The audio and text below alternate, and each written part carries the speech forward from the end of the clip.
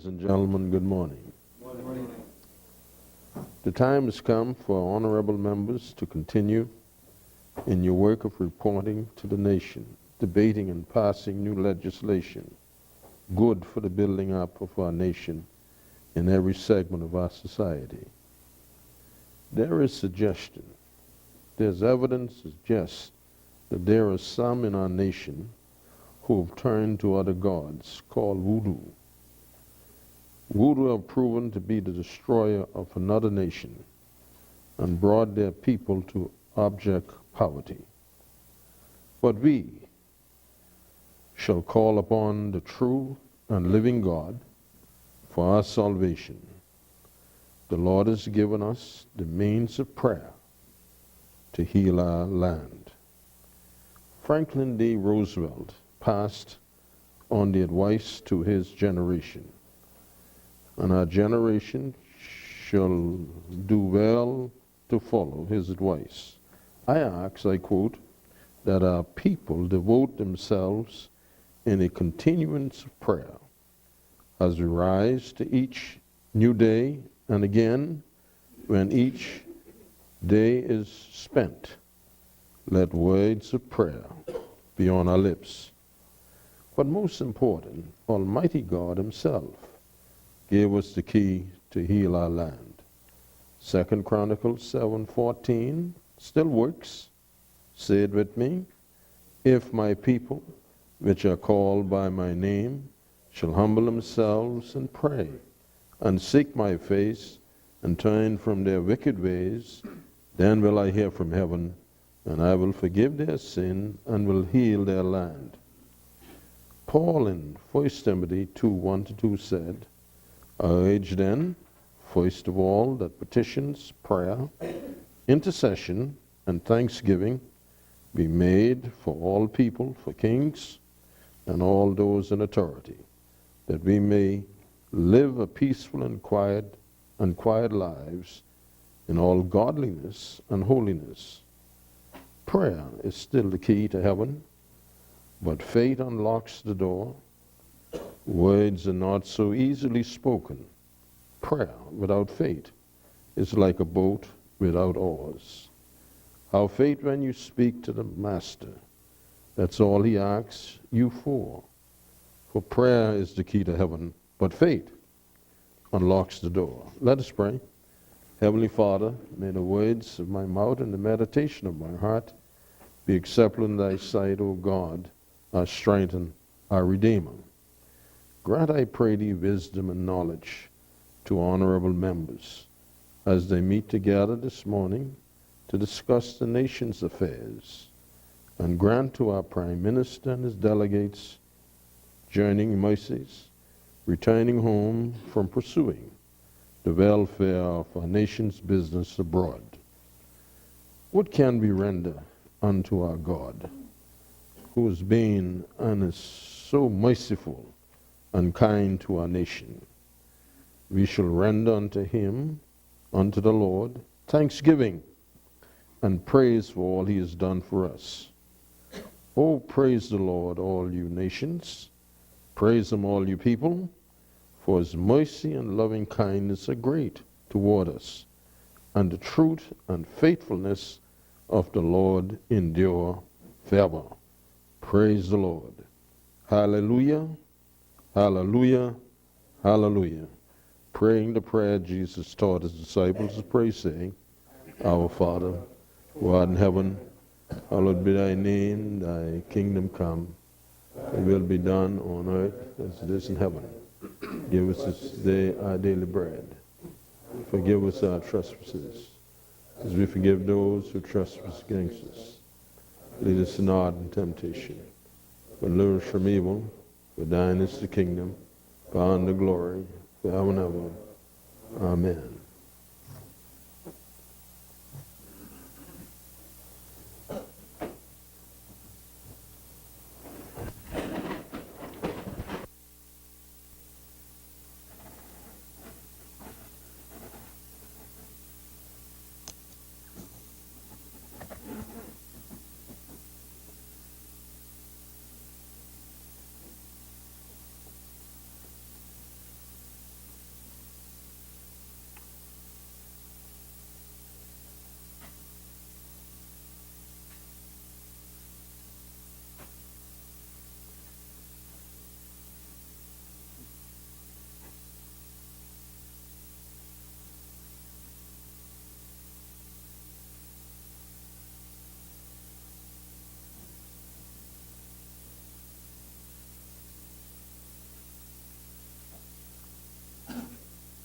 Good morning, honorable members. When the business of the House suspended when we last met, we were on the order of business at statements and communication by ministers. We now proceed to communications by the clerk. Messages from the Governor General. Messages from the Senate. Motions for leave of absence, leave to resign seat, and new writs. Presentation of petitions. Presentation of reports of committees. Adoption of reports of committees. First reading of bills. Second reading and committal of bills. The chair recognizes the honorable member for Carmichael.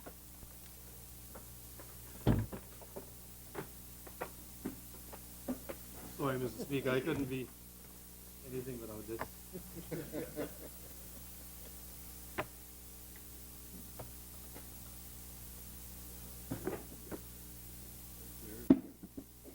He's got his name.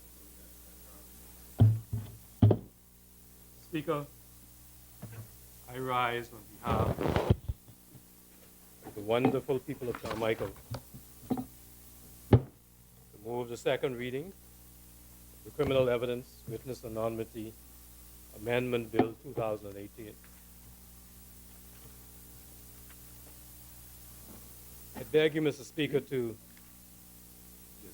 permit me to digress for 1 minute to briefly acknowledge a very few special people. Yesterday, sir, I had the opportunity to visit with two very special families in Carmichael. First, I had the opportunity to sit in the home of Samuel Arthur and his wonderful wife, Adrienne Arthur, on Amberger Street in Bel Air. Mrs. Arthur is a walking miracle.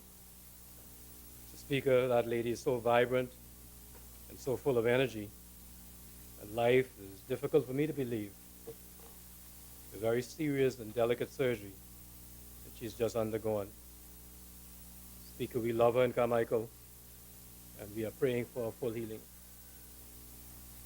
I also had the opportunity, sir, to visit with Mrs. Florence Curtis, Golden Gates number 2. Mrs. Curtis is mourning the violent death of her daughter. She is strong and she's resilient. And our Carmichael family will keep her and that incredible Curtis family in prayer. Finally, Mr. Speaker, I had the opportunity last night to listen to a brilliant engineer and an outstanding public servant as he addressed our Carmichael constituency monthly meeting last night. I wish to thank the Minister with Responsibility for Agriculture for sharing with us in his own unique way. And I thank him for making the evening special for so many of our constituents in Carmichael. Speaker, I now turn to the bill at hand, and I promise you I will not utilize all of the time that I have available to me. But I want to say, sir, that this is a very critical amendment to our criminal law. It is meant to make a difference for all of us who have respect for the rule of law and who have confidence in the delivery of justice. It's a very short bill, Mr. Speaker, but it has the potential to change lives, and it has the potential to save lives. Speaker, there might be few speakers, but this is a very serious debate. Speaker, over the past decade, vicious criminals and criminal gangs have sought to subvert justice by intimidating witnesses all over the world. They have threatened and murdered witnesses, and in the process, they have created a climate of fear for many persons who have witnessed criminal activity and who wish to give evidence in the courts. I'm going to give a brief history of how this legislation came about. In 2008, the English House of Lords decided a case called Queen and Davis. That was a case where one Ian Davis was charged with killing two men at a party that was coming to an end around 9:30 a.m. on New Year's Day in 2002. 7 witnesses claimed to be in fear of their lives if anyone found out who they were. 3 witnesses identified Davis as the shooter. In order to protect those witnesses, the judge ordered first that they could give evidence using pseudonyms. Secondly, that their addresses or any other personal details that could identify them would be withheld from Davis and his attorneys. Third, that Davis's attorneys would not be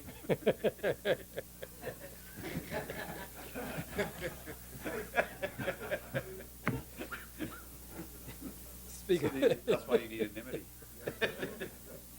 Speaker, third, that Davis's attorneys would not be permitted to ask them any questions that might enable them to be identified.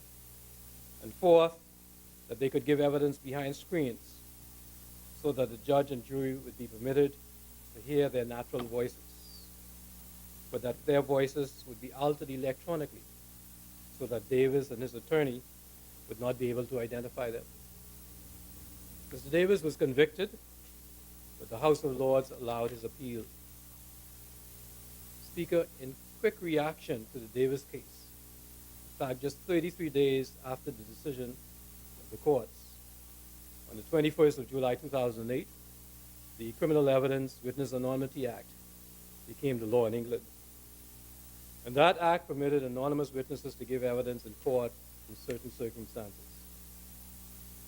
In response to a gang-related crime and the terrorizing of witnesses,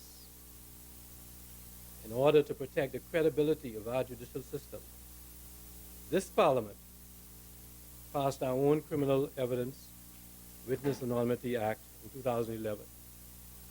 That act became the law on the 3rd of November 2011.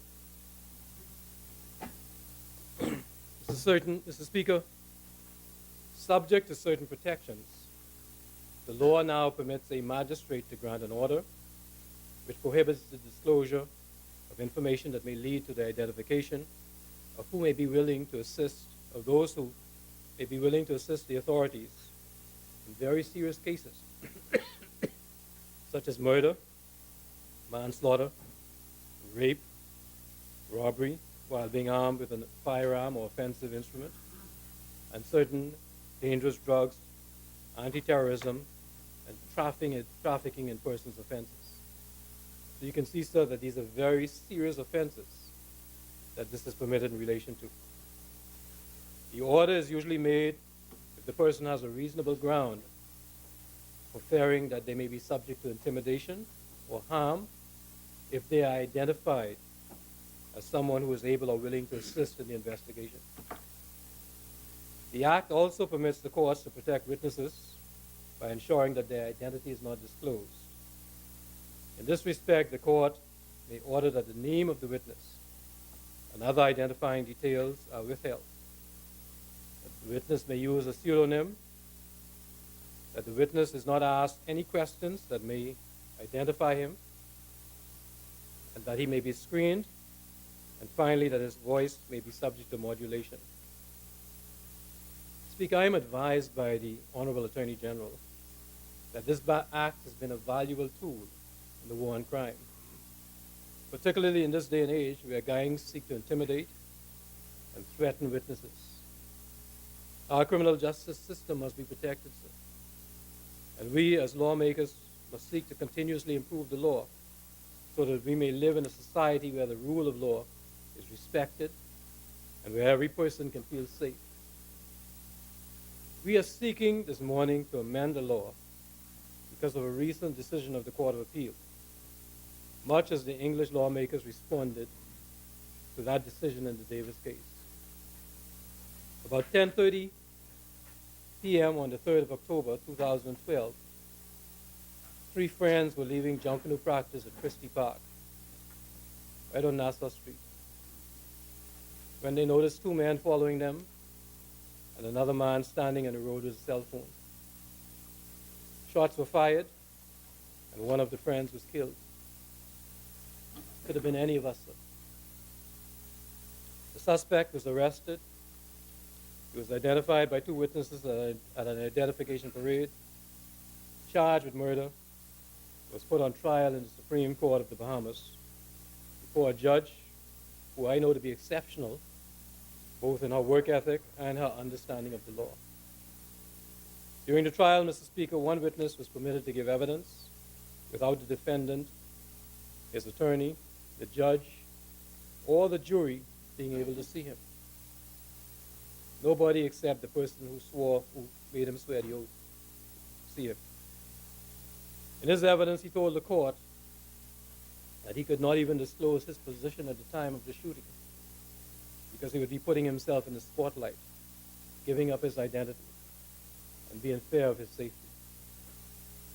The accused man was convicted, but the Court of Appeal recently set the conviction aside in order to retrial. And in the process, they observed, as the previous Court of Appeal did, that Section 11.4 of the Act, by Section 11.4 of the Act, the court cannot require the witness to be screened to such an extent that the witness cannot be seen by the magistrate, the judge, or other members of the court, if any, or the jury if there is one. Today, sir, we are seeking to amend Section 11.4 of the Act so that the prosecutor or the defendant, and it's important to say, prosecutor or the defendant, may apply to the judge to permit a witness to be seen and heard in his natural voice by a magistrate or by a magistrate's panel or by the judge, but not by the prosecutor, not by the other party, which may be the defendant, not by the other attorney, and not by the jury. Speaker, the Attorney General and the Director of Public Prosecutions are of the view that by passing this amendment, the passing of this amendment is critical to protecting witnesses who give evidence before our courts in these very serious matters. That is, murder cases, manslaughter cases, some of the Dangerous Drugs Act, trafficking in persons, those types of offenses. Today, sir, many ordinary Bahamians are shying away from even serving on juries, as those of us who have practiced law know, because of their fear that accused persons will see, threaten, and intimidate them. It is therefore not surprising that many witnesses will not give evidence unless they are permitted to do so anonymously. We are a relatively small, homogeneous country. Everyone knows everyone else. And we saw that in debate here. We saw how passions can rise because we are against each other politically, but we still are friends in many cases. So everyone knows everyone else, and everyone knows everyone else's family in this country of ours. After the trial, witnesses have to go back to their communities after they have exposed themselves as witnesses. Police cannot be with them 24 hours a day. We can see why in this day and age, giving evidence in that type of case against a person that you allege you saw committing murder can be frightening. So, Mr. Speaker, we have brought this amendment here for approval by this Parliament, and we trust that all members will support it. At the same time, Mr. Speaker, I want to enlighten colleagues to what I consider and others may consider to be a concern. We appreciate that this proposed amendment may have a weakness. We appreciate that. It will permit a judge in appropriate cases to screen the witness from the sight of a jury. I want to invite members, Mr. Speaker, to consider that as we debate the amendment. Because on the one hand, Article 20, Sub-Article 2G of the Constitution gives everyone who is charged before the Supreme Court the right to trial by jury. So a very legitimate question that we may ask is whether the making of such an order, as we are considering permitting today, would constitute a constitutional infringement with respect to the trial by jury. Some may argue that after we pass this, the courts may strike the amendment down as unconstitutional as it relates to Supreme Court trials, since the triers of fact as jurors are entitled to see the demeanor of witnesses and to judge their reactions as they answer questions. Government takes the position today, sir, that we have a duty to protect, to do our best, to protect witnesses who are brave enough, to come forward to give evidence against murderers, drug dealers, human traffickers, and other despicable criminals who would otherwise get away and return to our communities to do more harm. At the end of the day, Mr. Speaker, we take the position that we will do our duty in this place and then listen to the courts as they make their determination. However, Mr. Speaker, we must try. And in this respect, sir, I'm comforted by the fact that Section 13 of the Act outlines rigorous conditions and circumstances that must be complied with before a judge may make an order. So a judge can't just come out and decide to make an order like this. He has to comply with any number of conditions that have to be complied with. There has to be a question of the safety of the witness being raised by the prosecutor or by the defendant if the defendant feels that his witnesses are going to be are not going to be safe.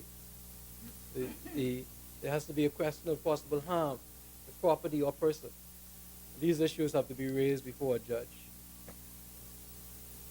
And even where an order is made, sir, Section 16 of the Act requires a judge to issue a warning to the jury. Speaker, I have looked at similar legislation, and I can't find any country that has taken the bold step that we take today. But as I mentioned earlier, we are a unique country.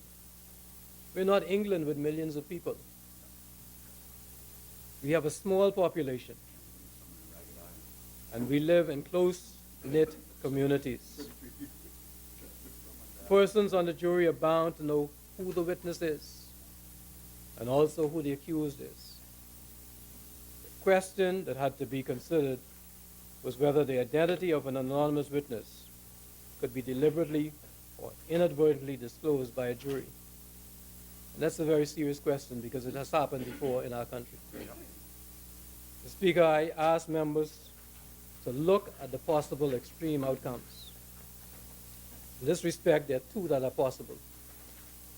First, the amendment could lead to the conviction of some violent, nasty criminals and also lead to the incarceration and the protection of our society. Or conversely, it could be struck down and we may have to spend another day in this place amending the law. Carmichael takes the first choice every time, sir. It is our sacred duty as loyal citizens of the Bahamas to support the amendment. Mr. Speaker, I invite every member of this place to unite in sending a strong message of our opposition to the murderers, drug dealers, and human traffickers. And that message should be that the Parliament of the Bahamas will leave no stone unturned in attempting to empower our courts to convict those who are truly guilty of these heinous crimes. Mr. Speaker, Carmichael supports our dedicated judiciary. Carmichael supports our brave prosecutors. Carmichael supports the rule of law. And Carmichael moves that the bill be read for a second time. Thank you.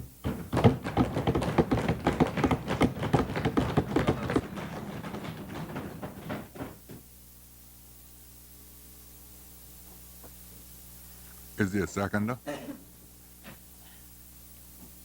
The chair recognizes the honorable member for Mount Moriah. What's that? Neighbor, take it as you are willing to offer it to me.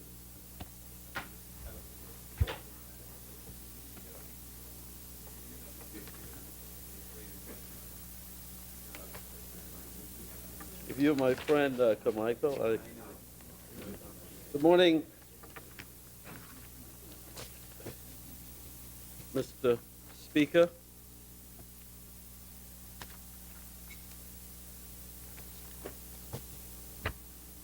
I rise in this honorable house once again by God's grace and mercy, and I thank Him for equipping me to serve the good people of Mount Moriah who have placed their confidence in me as their Member of Parliament. Today, Mr. Speaker, I stand to second the amendments to the Criminal Evidence and Witness Anonymity Act of 2011. As was noted by the member for Carmichael, who alluded to the passage of a similar act in the UK. To bring this into full context, Mr. Speaker, it was during the mid-1990s when certain communities throughout London and other major cities in the UK were ravaged by crimes, in particular gang-related crime, murders. And during the time, the nation was perplexed as to how to deal with this vexing issue. Detection rates were in the 40s and 50s, and so they started to trend down. The reason for that, Mr. Speaker, was because of the fact that the gangs had taken hold of the communities. And through their intimidation tactics, they evoked a feeling of fear throughout those communities affected. And through that fear, the communities actually became paralyzed. And so murders increased, and there was evidence of murders actually occurring in broad daylight. And so the government realized that they had to take a stance. And I could recall, too, Mr. Speaker, that was around the time when I had a stint at Scotland Yard. And the Met had introduced Operation Trident to assist in trying to curtail the level of violence in these communities. But one thing, Mr. Speaker, that we should come to realize, that an effective criminal justice system must rely on good policing, on a cooperative community, and certainly, as we are present at this House today, good and timely legislation, and fair courts for the dispensing of justice. Someone said, Mr. Speaker, that the greater the level of fear and intimidation generated, the less likely there will be a chance for successful prosecutions. We cannot go in that direction in this country, because if we do, then we are in peril for a very, very long time.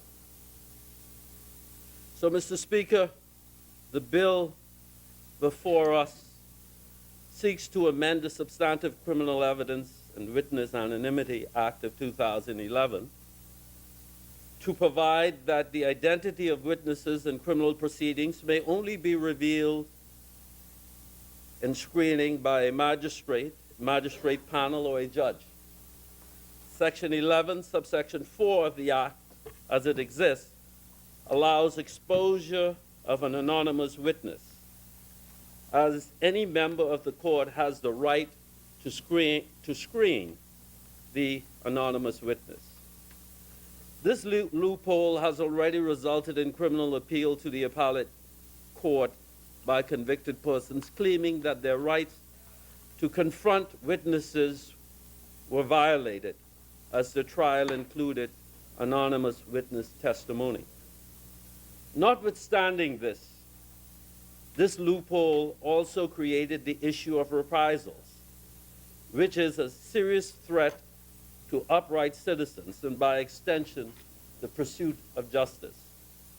Mr. Speaker, since 2015 to date, the anonymity order has been applied in approximately 80 criminal cases, according to police statistics. Out of this number, more than half of the cases showed evidence of witness tampering. In 2016, a senior justice ordered an extension of the anonymity order of protection for a witness for the start of a murder trial, here allowing for an extension of that order after the prosecutor argued that an eyewitness was hesitant about providing testimony if identity and location is not protected. One of the most effective ways to intimidate a witness is to indirectly employ pressure by threatening the well-being of a family member or a loved one. It is therefore incumbent upon us in this honorable place to strengthen this witness anonymity legislation to protect not only the brave witnesses in these criminal cases, but also family members and close friends. Police investigators will tell you that witnesses feel more comfortable and are more open to assisting them with relevant information in connection to crimes when their anonymity order is in place. And I have had the opportunity, Mr. Speaker, to meet with investigators and to discuss this legislation and the amendments. And some of the more senior investigators echoed this fact. We are living in a time that is quite different from the decades of the past. Our communities are ravaged by violence. And there are some who reside in these communities who feel as if they are the outright authority because they possess a gun and because they can intimidate. We have an obligation, Mr. Speaker, to send a message to those persons who may feel that way, so that they will come to know that they are not the ones in authority, but we who represent the people are. And we must do all in our powers to ensure that those who stand up for justice are protected at all costs. It is therefore incumbent upon us in this honorable place to strengthen this legislation. Further, the anonymity order protects not only witnesses, but also, as I noted, family members from becoming targets prior to the start of a trial or during a trial or even after a trial. Mr. Speaker, the criminal justice system is one that operates under the tenets of fairness and balance. We are in no way attempting to infringe on the rights of the accused for a fair trial, but ensuring that the rights of witnesses are equally protected, which is considered to be the foundation of a successful criminal justice system. Passing the amendment to this bill will mark a significant stance for our government and send a strong message that we are the champions of all Bahamians who stand up for justice and are concerned about the state of violence in our beloved country and are prepared to risk everything for a return to the days when communities were free of incessant violence that threatened the safety and security and the development of our peace-loving nation. Mr. Speaker, I would be the first to admit that over the last decade, crime had spiraled out of control. However, in recent times, we are beginning to see some positive signs that the numbers are trending downward. Yet, we cannot fool ourselves into thinking that this is the same peaceful nation that many of us once knew as our children, but has over the last decade taken a turn in the wrong direction. Let us not fool ourselves. We now live in an era of intimidation where criminals constantly apply fear tactics to discourage potential witnesses from executing their constitutional right of free speech.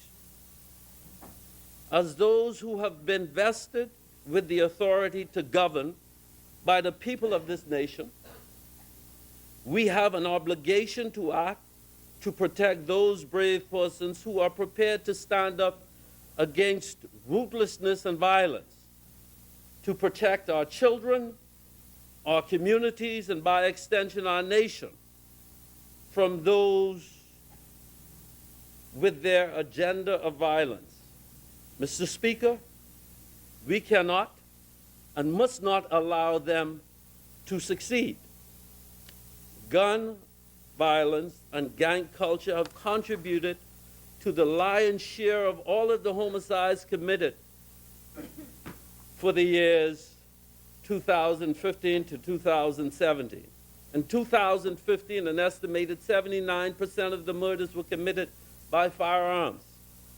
In 2016, an estimated 84%. In 2017, an estimated 88%. And already for this year, an estimated 79%.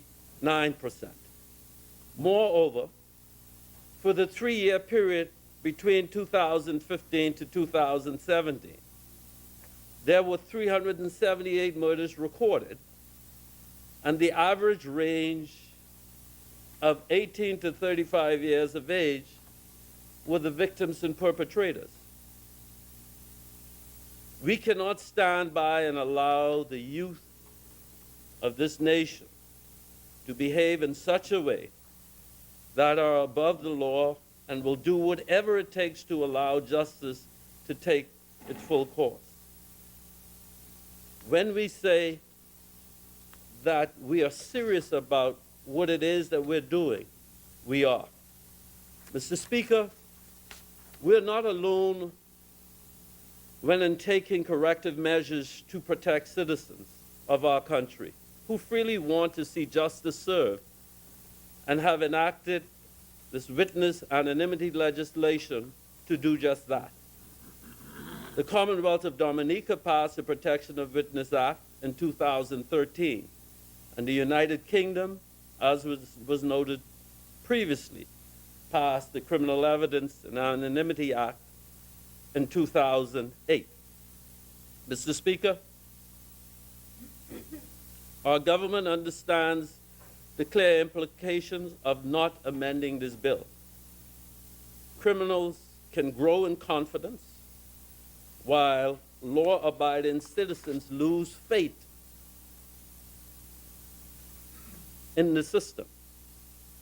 During the mid to late 1990s in London, as I noted, this was the case. And they did something to correct that. Now we are doing likewise. All right? And so it was not until special measures were put into place, including total anonymity, did witness come forward.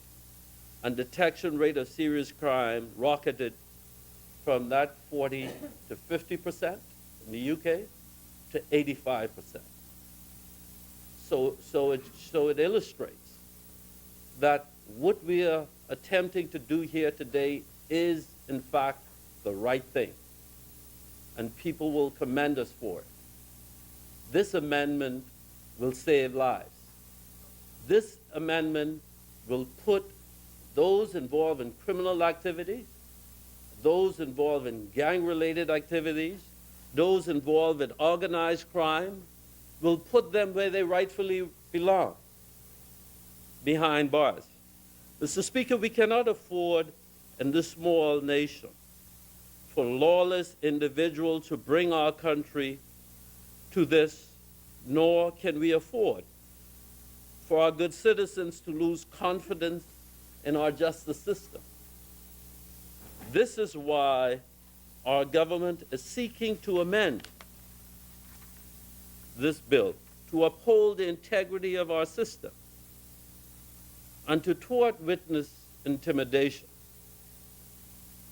Mr. Speaker, this amendment will certainly go hand in hand with what our government have been looking into as well, which is to put greater attention to the witness protection program, because we understand that we need to do all that is humanly possible to ensure that people are able to give evidence and give it freely without the intimidation of those who are hell-bent on causing problems and reaping havoc throughout our communities. And so you can expect to see, Mr. Speaker, further initiatives and strategies that are directed and geared towards protecting our witnesses. Too often we hear that the law is skewed towards the accused. And too often we ignore the rights of witnesses and the rights of victims. But today, Mr. Speaker, we are in this place to send a message to all who are hell-bent on causing destruction or living a life of crime and violence. We are here to send the message that this government will not put up, will not tolerate intimidation of witnesses, intimidation of victims, intimidation of anyone. And so, for all of those who are out there living a life of crime with the view that they can do as they please,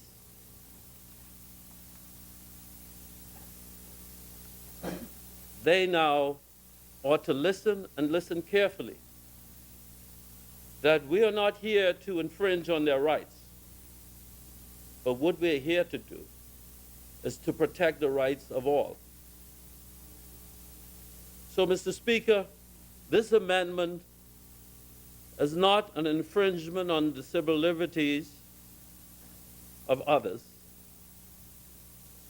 in no way, but about the practical and swift ways to combat serious crime in our country and to protect those who are brave to step forward and to hold those who are responsible to account.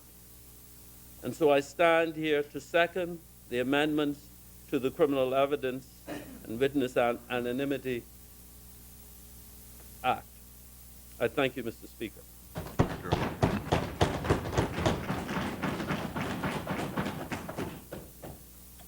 It has been moved and seconded that the following bill be read a second time and committed. A bill for an act to amend the Criminal Evidence Witness Anonymity Act 2018.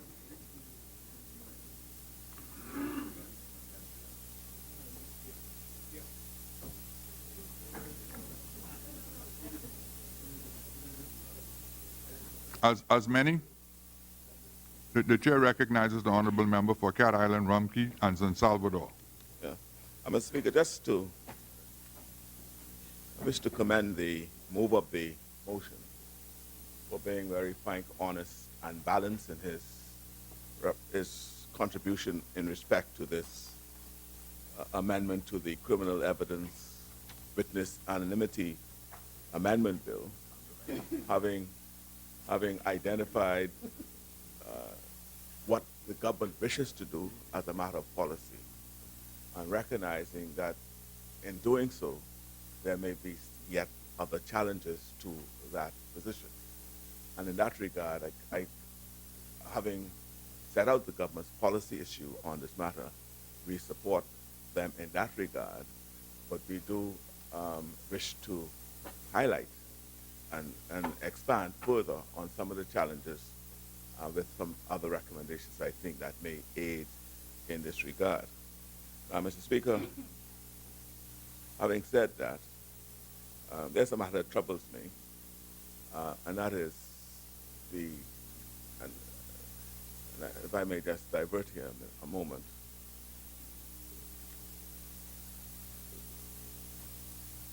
We have been having challenges in what I call the application of the rules of this House. We all have accepted that you as the Speaker exercises you are the ultimate arbiter of those rules. Last week I was not present, and a communication was made to this House in relation to comments made by me in the press, in a press release relating to the Minister of Finance. I mentioned it to him this morning, that it is one thing to respond to me, and I expect him to be able to respond to me and to set the record straight as he deems it to be. And likewise, I have the right to respond to him if he is not correct. But it is the abuse of the House rules for him to use statements by ministers through communications to give controversial responses to what I may have to say in another forum. And then I can't say anything about it because it is a communication. And so I invite you as Speaker to either enforce the rule of communications being non-controversial and or consider that where they are controversial and they impact upon any commentary made by members opposite, to allow them the opportunity to respond to it in some form or fashion. Because at the end of the day, as I said to the Minister of Finance earlier this morning, it's the forum. I've been using the press. I give my press releases. I say what I think I ought to be saying about the Minister of Finance. And if I would have thought that if he wants to, if either during the course of a debate he responds, fine. But if he's going to hide behind a communication, then I can't say anything to him. No hide. Okay. Sorry. The minister says I should not use the word hide because he'll never hide. Well, having said that, I would not expect any further communications from the minister that will be sheltered by commentary. Thank you very much. And so, Mr. Speaker, I take umbrage to that. So I would invite you to consider contents of communications. And if they are controversial, I wish you to consider that those who are impacted by those controversial comments having the ability to respond to it shortly thereafter, so as to have the record, when I say the record straight, at least what is said by them is in the public domain, and our response to what is said by them is likewise in the public domain. And I wish to leave that as is for the time being, because I did respond to him again, and I don't know whether he's going to do it by communications or I'll see it in the newspaper. And so it's just a question of forum, as I said, because we do have the press. We can call press, we can issue press statements, call press conferences in which we can air our views. And this House ought to be, if we're going to be controversial, let us do it where we could respond to each other as it ought to be, and not sheltered through communications or statements. Yeah. Mr. Speaker,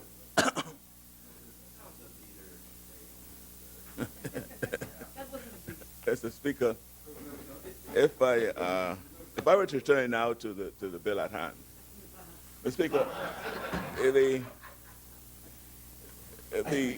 the witness anonymity bill has always troubled me in the context of our, what I call our constitutional democracy. And I say constitutional democracy because the Constitution is the supreme law. And we here who make laws for the good order, good governance of this country, have to do so in the context of what our Constitution permits.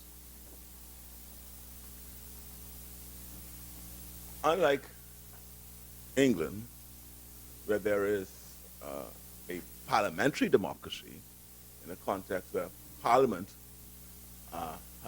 is deemed to be supreme, they could make laws with almost only limited by their own self-imposed conventions. And so when, for example, the witness anonymity bill in England, following the Davis case, was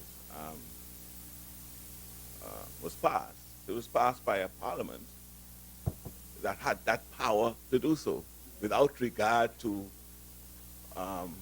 any what I call entrenched rights by a constitutional document.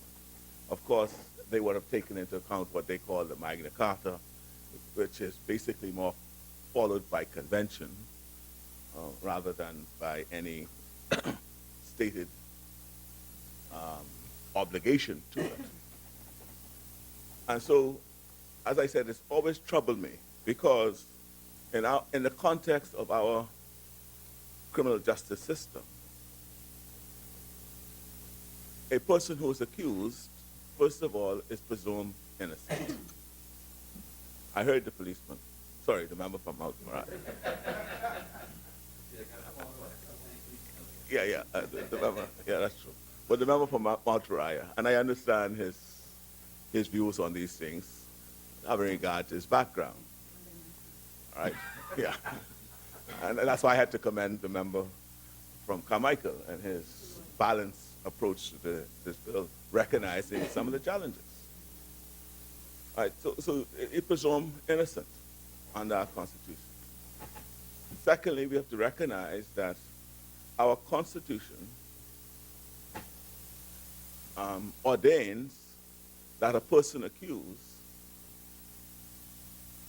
has the right to examine in person or through his or her legal representative any witnesses that's going to be called to speak against them. And that examination of witness, if you go further in that provision of the Constitution that speaks to the rights of persons charged, also speaks to these proceedings being held in public. So those are some of the constitutional constraints we may have that may impact what we wish to do here. And so the which is exacerbated more so by the fact that the Court of Appeal, in its own ruling, recognizes the role of a jury, being the trier of fact to which the member Carmichael spoke to, have being able to see those witnesses as well. And in this instance, the bill does not cover the jury being able to see witnesses. Now, to speak to it again further, when you speak about witness anonymity, that in itself, to me, might be a misnomer. Because when you speak about a witness, it means that I am present as a witness, I'm present, I'm observing, I'm seeing, or I'm experiencing what is going on. And so if I'm present, the person who's effecting what is going on, or causing what is going on, or committing what is going on, clearly that would be known to the persons doing those things. It may not be as so. Only in limited circumstances, I would think that a person who may be charged with an offense may not witness who's witnessing them commit the offense. And so anonymity is a name. They may not know the name of the person. They may not know where that person may live. But insofar as maybe being able to identify that witness, more likely than not, the person charged is able to do so. And so I have always thought that the better route to preserve what I call all the ancient rights that have been developed over years to ensure fairness. And that's why these rules were promulgated, is to ensure fairness in the system. And we are, in this essence, perhaps taking away an element of what might be fair to a person charged by not being able to confront witnesses. That's what we might be doing. I always thought that the better route might be, instead of witness anonymity in its, whatever that might mean, in regard to what I say a witness is, the better route might be to strengthen witness protection. So I was always more in favor of the strengthening of the witness protection program. Because at the end, that is a costly exercise. It is a costly exercise. But I think to ensure that we preserve all the ancient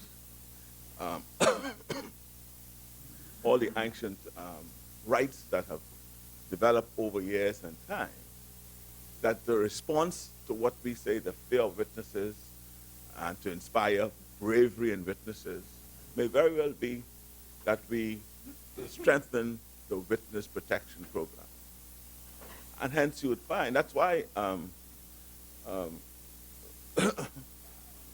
Carmichael, you may not find in your scoring the jurisdiction to see whether there are any similar provision, that you may find that is because they understand the challenges and they appreciate that maybe we ought not to act in vain, and what we should be doing is strengthening the witness protection program. And that's what I invite the government to consider, how that could be strengthened. Because at the end of the day, the witness, the only thing that you may be very well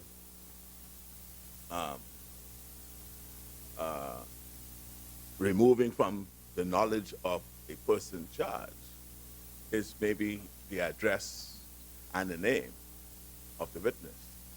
But if he were a witness and the person committing an offense was vigilant in the commission of the offense, he probably will know and be able to identify the witnesses who would have seen him do what he did. And so he's not anonymous anymore. And so, again, as I said, we need to, I think, move to strengthen the witness protection program rather than tinkering with the witness anonymity bill, which I think still will have its challenges in its present state. Because I don't think, I'm not aware that anyone has specifically raised an all-out constitutional challenge to the provisions. I'm not aware of it, save that it's been raised tangentially from what I call the other law provisions of the Constitution, but rather there's been a full frontal constitutional attack on the act itself. I'm not aware of it. And whether it will be able to survive such an attack is questionable, because I think there'll be much merit in such a challenge. We invite you, therefore, to, in considering this, what I call move from an accepted principle of fairness in respect to persons who may be charged. You know, demeanor of witnesses is very important, particularly when you're talking about witnesses in criminal matters, particularly now where the character of a defendant plays just as an important role today in whether the person has the propensity or the capacity to commit such an offense of which he's charged. That plays now a very significant role. To take away that person's right to be able to see and the person who is accusing him of having done something, it's really taking it very far. If the person, for example, when we talk about witness protection, is the accused person, we look at the circumstance of the accused person to determine whether the witness ought to take advantage of this anonymous provision. Because, for example, if this is someone who is not connected to any gang, he's not connected, this is a one-off, an offense that may have happened in the heat of the moment, would a witness be able to take advantage of being anonymous? Any witness, all witnesses I've known in my career, all witnesses have some concern about giving evidence in criminal matters. I don't know of any witness who didn't go into a witness box concerned, right, about giving evidence.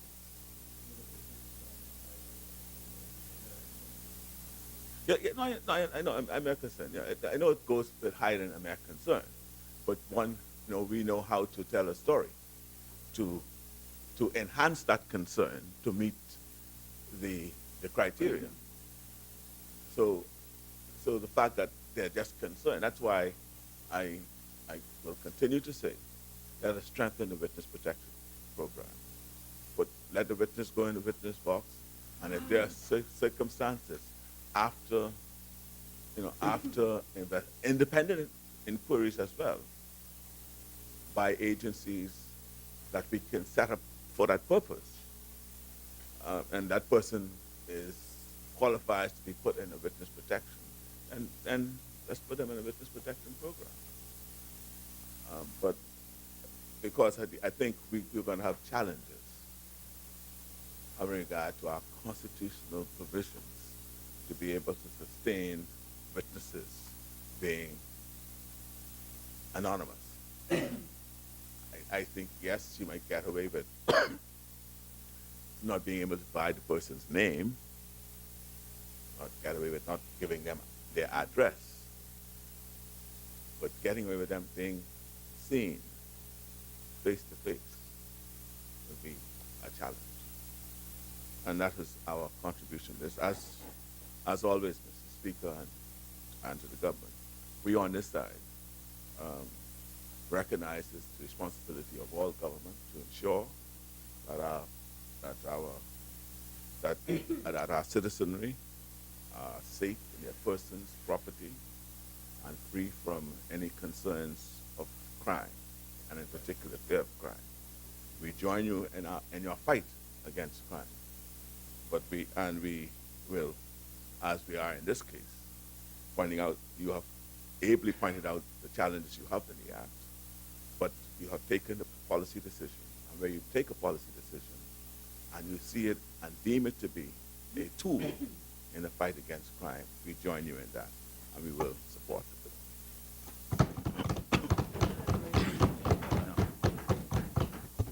As many?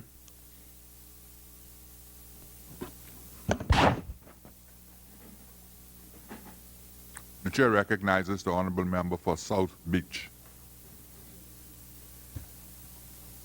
I'm obliged, Mr. Speaker. I rise on the good graces, the generosity, the confidence of the wonderful people of South Beach,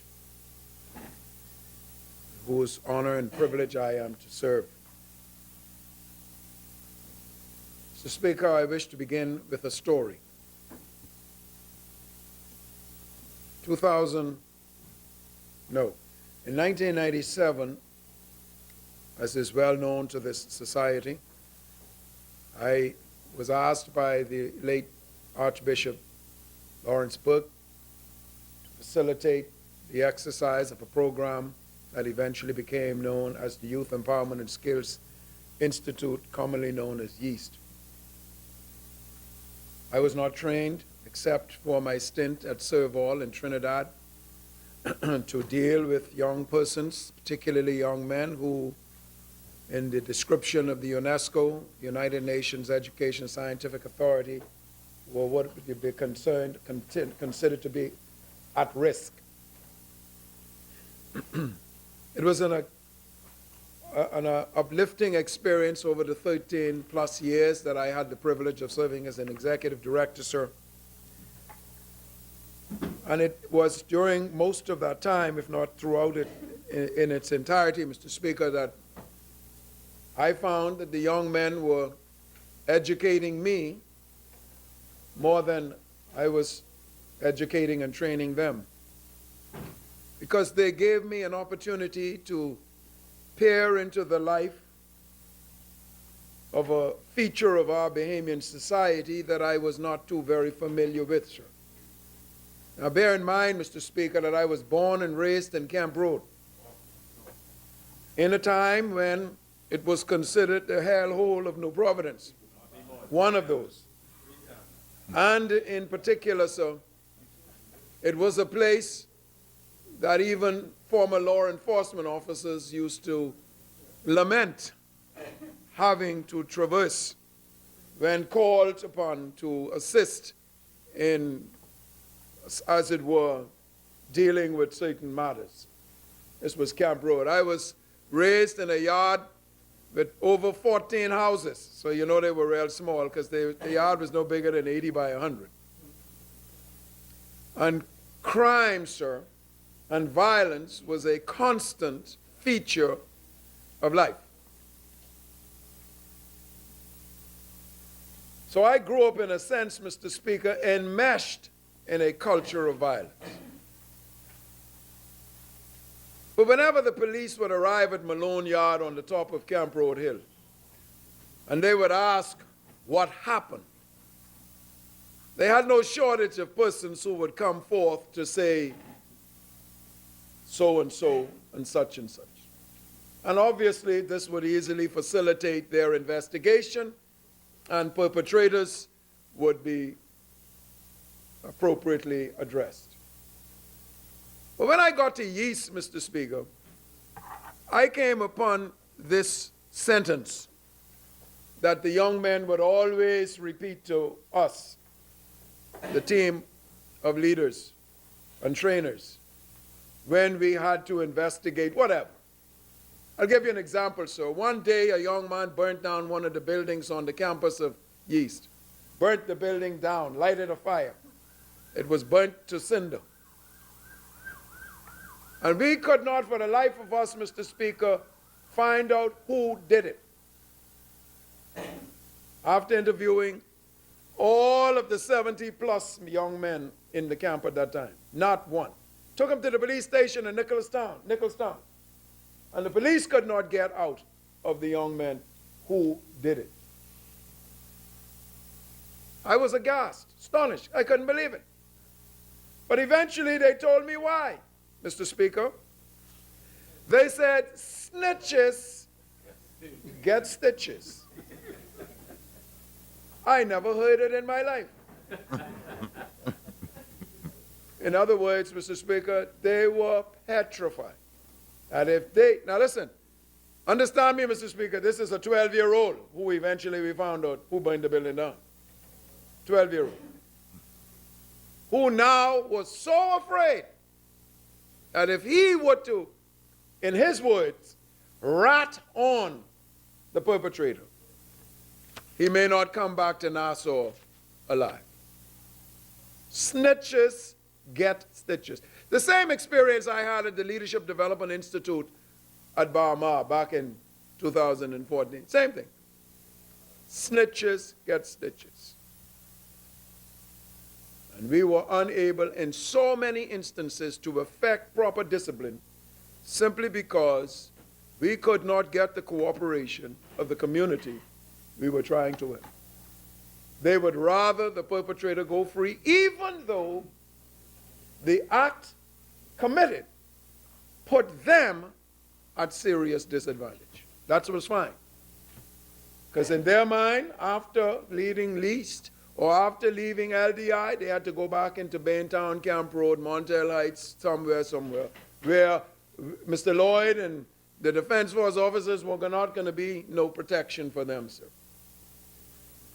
And it is the strength of that, sir, having lived it, that I rise to endorse today, support this amendment. We know that witness protection is accorded to those feeling threatened, involved in the justice system, including defendants and other witnesses during or after trials, and usually this is accorded by the state. This is a program, Mr. Speaker, across the globe. Now, not every country, but many, many countries have this. For instance, Canada enacted such a law in 1996. We've heard about the United Kingdom. All around the world, Israel, Ireland, Italy, Taiwan, Ukraine, the United States, and of course the United Kingdom have what is known as these programs to facilitate the protection, quote unquote. Even within the U.S., there are many states that in addition to the federal program have their own local program for crimes that are not covered by the federal program. Not as extensively are these witness protections, but programs nevertheless. Even in our region, Mr. Speaker, Jamaica, Barbados, Trinidad and Tobago, Guyana. And from my experience, this feature, this character of our justice system is vital. It's crucial. In fact, the circumstances of our socio-psycho-economic realities today, in which criminality seems to have a fertility in our Bahamian society, almost demands that some feature such as this is contemplated by any government, Mr. Speaker. In fact, in 2017, about a year and a half ago, during one of this country's most unfortunate rise in crime, prolific conversations, I could remember hosting many conversations on the radio station and the program that I conducted at the time, sought in the minds of people some more favorable enforcement of justice. Because again, as my learned colleague from Cat Island, Mr. Speaker, the honorable member, said that there and I've done only 1 milliliter of the number of cases he's done in criminal law, but even in those circumstances, there was a palpable trepidation of the most menial matters, I mean, even traffic matters, if it came down to that, of witnesses entering into the witness box to give testimony, sir. But even back then, sir, 2017, there was this conversation that arose on the airwaves and in the community as to how this country can enhance the protection of witnesses, especially in high-profile murder cases. In fact, during that time, sir, many calculated that not enough was being done by the government to ensure further protection of witness. We know that there have been instances in our country where lives have been threatened, property have been destroyed. And we know of the noted circumstance case in 2012 where a mother and son were murdered who had only a few days to go before giving testimony in a trial, murder trial. In 2016, renowned psychiatrist in our country, Dr. David Allen, called for the appointment of a citizen security council to bridge the gap between the government policy and community concerns. The use of foreign law enforcement, he even called for, and the defense force, legal reform on capital punishment, bail restrictions, and a witness protection program. Mr. Speaker, we know that in a small country such as this, protecting witnesses from murderous, venal ambitions of those whose lives and energies are contrary to the norms of a safe, orderly, and peaceful society is a prodigious task. It calls for, in some instances, 24-hour protection in what some may consider high-threat environment, where you might even have to provide financial assistance, maybe even for housing and other subsistences, medical care. If we are talking about relocation, Mr. Speaker, and that's also been the conversation, those expenses, job training, new identity. And the thing about it is, Mr. Speaker, we're not just simply talking about that particular witness. Because if the identity becomes known, prolifically known, and that person, even if protection is provided that person. Let me give you another story, Mr. Speaker. I can remember one time a young man threatened me in Yeast, told me whatever, that if punishment was imposed upon him for some violation of our rules, that he was going to kill me and all of my family. So put me aside, Mr. Speaker. If you didn't have that much care for your own life, then it's your wife, your children, and so on. So it's not just simply a matter of the protection for this particular person. The concern now is the threats that may be even extended to their families. And the nerve-wracking considerations that must be imposed. So, we know that in societies around the globe, nevertheless, there have been quite a beneficial payoff for the implementation and even the enhancement of this system. You can remember the former Alfred Sayers in 2005, former Attorney General, 2005, when this witness protection concept was first proffered in our society. Here's what he said, and I quote, "It is very important so that the administration of justice could be free from criminal acts of intimidation. I think that the rule of law is secure when any person feels free to come forth and tell the court what one may have seen, heard, or known." End quote. I could not agree more, Mr. Speaker. Now, as has been noted in this place already, I accept that this amendment, this policy position by this government may invoke certain anxiety in the spirit of those whose philosophy of the law with regard to our Constitution may be argued. I don't necessarily have such reservations, but I do respect and I honor and acknowledge that concern. Credit to the honorable member from Cat Island and to the honorable member from Carmichael. It is a concern.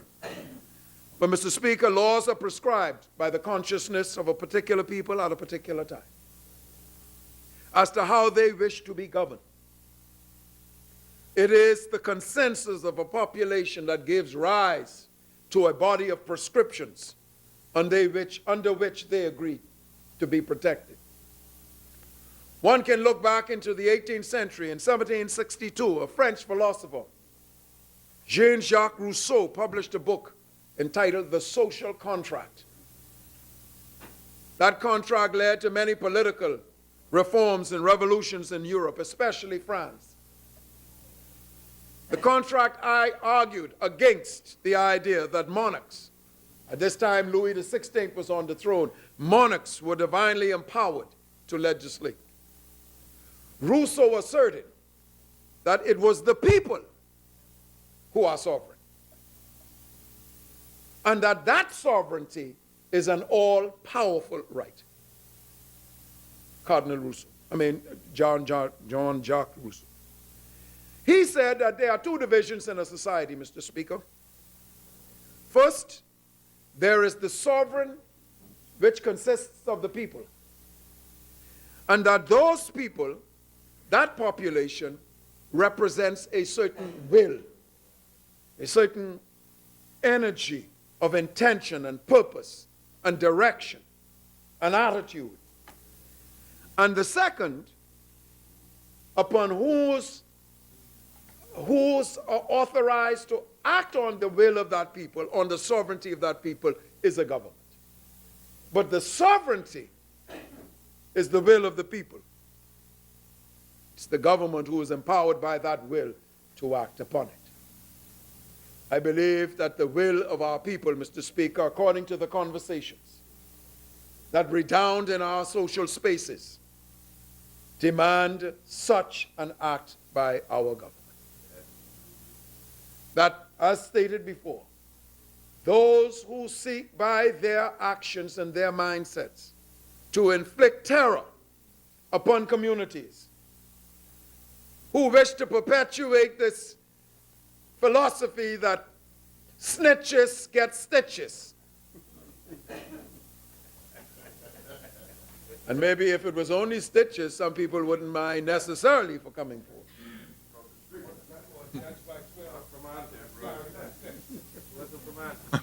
Mr. Speaker, I think, Mr. Speaker, and I submit to you, sir, that it is this policy principle upon which our jurisprudential understanding must fall.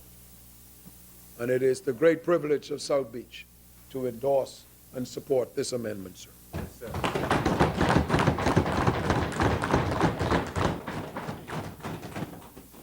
As many, the chair recognizes the honorable member for Central Grand Bahama. Thank you, Mr. Speaker.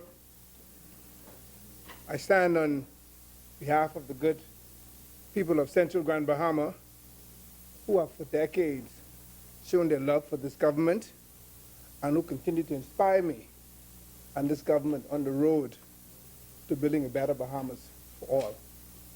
Mr. Speaker, please allow me a few seconds to extend congratulations to Team Bahamas for a wonderful performance at the recent Commonwealth Games in Gold Coast, Australia. There were some outstanding performances by Bahamians, and I believe this is perhaps our best performance at the Commonwealth Games to date. We can boast of records that one that Shanae Miller-Ubo performed in the 200 meters. She's now the Commonwealth Games record, but we must note that she took that record from another Bahamian in the person of Debbie Ferguson McKenzie. So the record changed hands from one Bahamian to the other. And I'd also like to congratulate two of my constituents. One, an individual medalist in the persons of Jeffrey Gibson who came from way behind, and he got a silver medal in the 400 meters hurdles. And also that outstanding run by the men 4x400 meters relay team. The anchor leg was also performed by another Central Grand Bahama constituent in the person of Alonzo A.J. Russell. Right. And again, they came from 5th place all the way to 2nd, and some say if it was a little longer, you'd have gotten the gold, but it was only 400 meters. So once again, congratulations to Team Bahamas. Mr. Speaker, we are called upon to debate Section 11 of the Criminal Evidence Witness Anonymity Act 2011 as amended by the deletion and substitution of subsection 4, which is as follows. The court may, upon application, order, where the circumstances so require, that the witness be seen and heard in his natural voice only by the magistrate panel, or judge. The bill, as I understand it, seeks to amend the Criminal Evidence Witness Anonymity Act 2011 to provide that the identity of witnesses screened to the extent that they can only be seen by the magistrate panel, or judge. And Mr. Speaker, unlike many in this chamber, I am certainly not a lawyer. Hence, my succinct comments may be that of a layman's approach. I note, Mr. Speaker, that in my research of this subject matter, there appears to be international support for protecting witnesses who express trepidation that revealing the identity to the defendant or his or her associates could result in serious harm to themselves or their family members. And I was elated to hear the mover, the good member from Carmichael, refer to the R versus Davis account in the United Kingdom, because in doing my research, I also came across that document. And like he rightly said, there are indeed some criticism, but we have to look at the greater good. And one of those criticisms came from Godfrey Robinson, QC, who argued that the act was a perjurious charter, describing the proposed change as the most serious single assault on liberty in memory. He wrote, and I quote, "Defendants could be imprisoned for life solely on secret evidence they can never test by cross-examination so as to reveal, for example, a witness' malice or personal animosity, spiteful or score-settling motives, a reputation for telling lies or devious relationship with the police." He further argued that Jack Straw's statement that the bill conformed with the European Convention on Human Rights was incorrect. It does. Article 6 of the Convention says that everyone charged with a criminal offense has at minimum a right to have examined witnesses against himself, and you cannot examine a distorted voice. However, the greater good, out in Section 4, the condition which has to be satisfied before an anonymity order could be made were A, that the order is necessary to protect the witness, prevent serious damage to property, or real harm to the public interest. B, that the provision of the order was consistent with the defendant receiving a fair trial. And C, the interest of justice required that it is important that the witness testifies and that the witness will not testify if the order was not made. And let me start by saying that the process of investigating and prosecuting offenses, grave or not, largely depends on information and testimony from witnesses. Therefore, Mr. Speaker, I have no difficulty stressing that witnesses are the cornerstone of a successful national criminal justice system. Our prosecutors depend on witnesses who are reliable, whose testimony can be accepted as truthful, accurate, and indeed complete. We also understand that the recall of witnesses and their ability to relate relevant information may be affected by many factors, including such as for both age and the elderly, intellect or physical, impairment, language, by their relations with the offender, involvement in the case or trauma they may have suffered as a result of being a victim. In addition, Mr. Speaker, the needs and rights, where appropriate, of victims should always be addressed to ensure that they are treated with care and respect and are not further victimized. Therefore, it is good practice for criminal justice systems, not just here in the Bahamas, but around the world, to provide assistance and support measures to victims and other witnesses in order to facilitate their ability to participate in the criminal justice system and to give the kind of testimony that is required for the maintenance of the rule of law. Mr. Speaker, I will also suggest that more assistance and support measures be given before, during, and after trial to help witnesses in coping with the psychological and practical issues they may have in testifying. I cannot express more urgently the importance of witness security. Whether we want to admit it or not, it is often the case where witnesses neither want to cooperate with law enforcement or judicial authorities because of perceived or actual intimidation of threats against their persons or family members. Let me note here that I am a supporter of video conferencing because it can be used either to avoid direct contact between the witness and the defendant, and hence has value for some vulnerable witnesses. It can also be used when the physical security of a witness at a particular court cannot be adequately addressed. Unfortunately, I am not certain that we have reached that stage in the Bahamas yet, but I do believe we will get there with the amendment of the Act.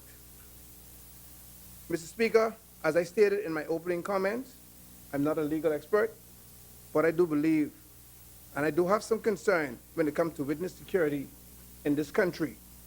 And as someone intimated earlier, because of our population, our size, and around every corner and everywhere you go, somebody knows somebody, or somebody knows somebody who knows somebody else. So there's always a link. So there is a concern, security. We all agree that it is often the case where the witness neither want to cooperate with law enforcement or judicial authorities because of perceived, again, or actual intimidation or threats against that person, their family members, and in some cases even their friends. Let me also suggest here, sir, that where witnesses are at risk, the importance of getting cases to trial or to conclusion quickly cannot be overstressed. And I'll say that again. Let me also suggest here, sir, that where witnesses are at risk, the importance of getting cases to trial or to conclusion quickly cannot be overstressed. Likewise, it is important that the police and prosecutors identify at the first stages of contact vulnerable witnesses who need special consideration during their contact with the criminal justice process. Mr. Speaker, I believe this bill before us today is a step in the right direction. It is indeed progressive and will cause more persons to give evidence, thereby greatly reducing our crime. Central Grand Bahama, therefore, stands in full support of this bill.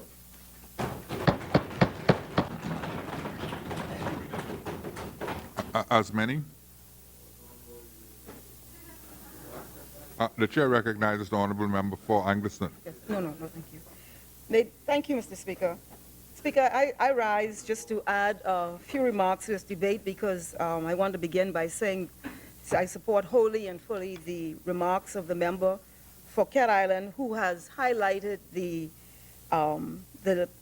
possible or potential legal challenges that may be or might be inherent in this particular piece of legislation.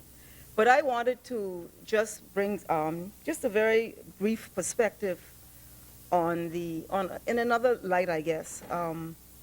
Speaker, as lawmakers and as people who engage ourselves in the political process, we We do so, I believe, by and large, because we are intent upon creating and crafting a just society, one in which there is fairness and where the average person in this country feels as if the system, whatever aspect of the system is, that it provides them a fair chance in their pursuit during a lifetime.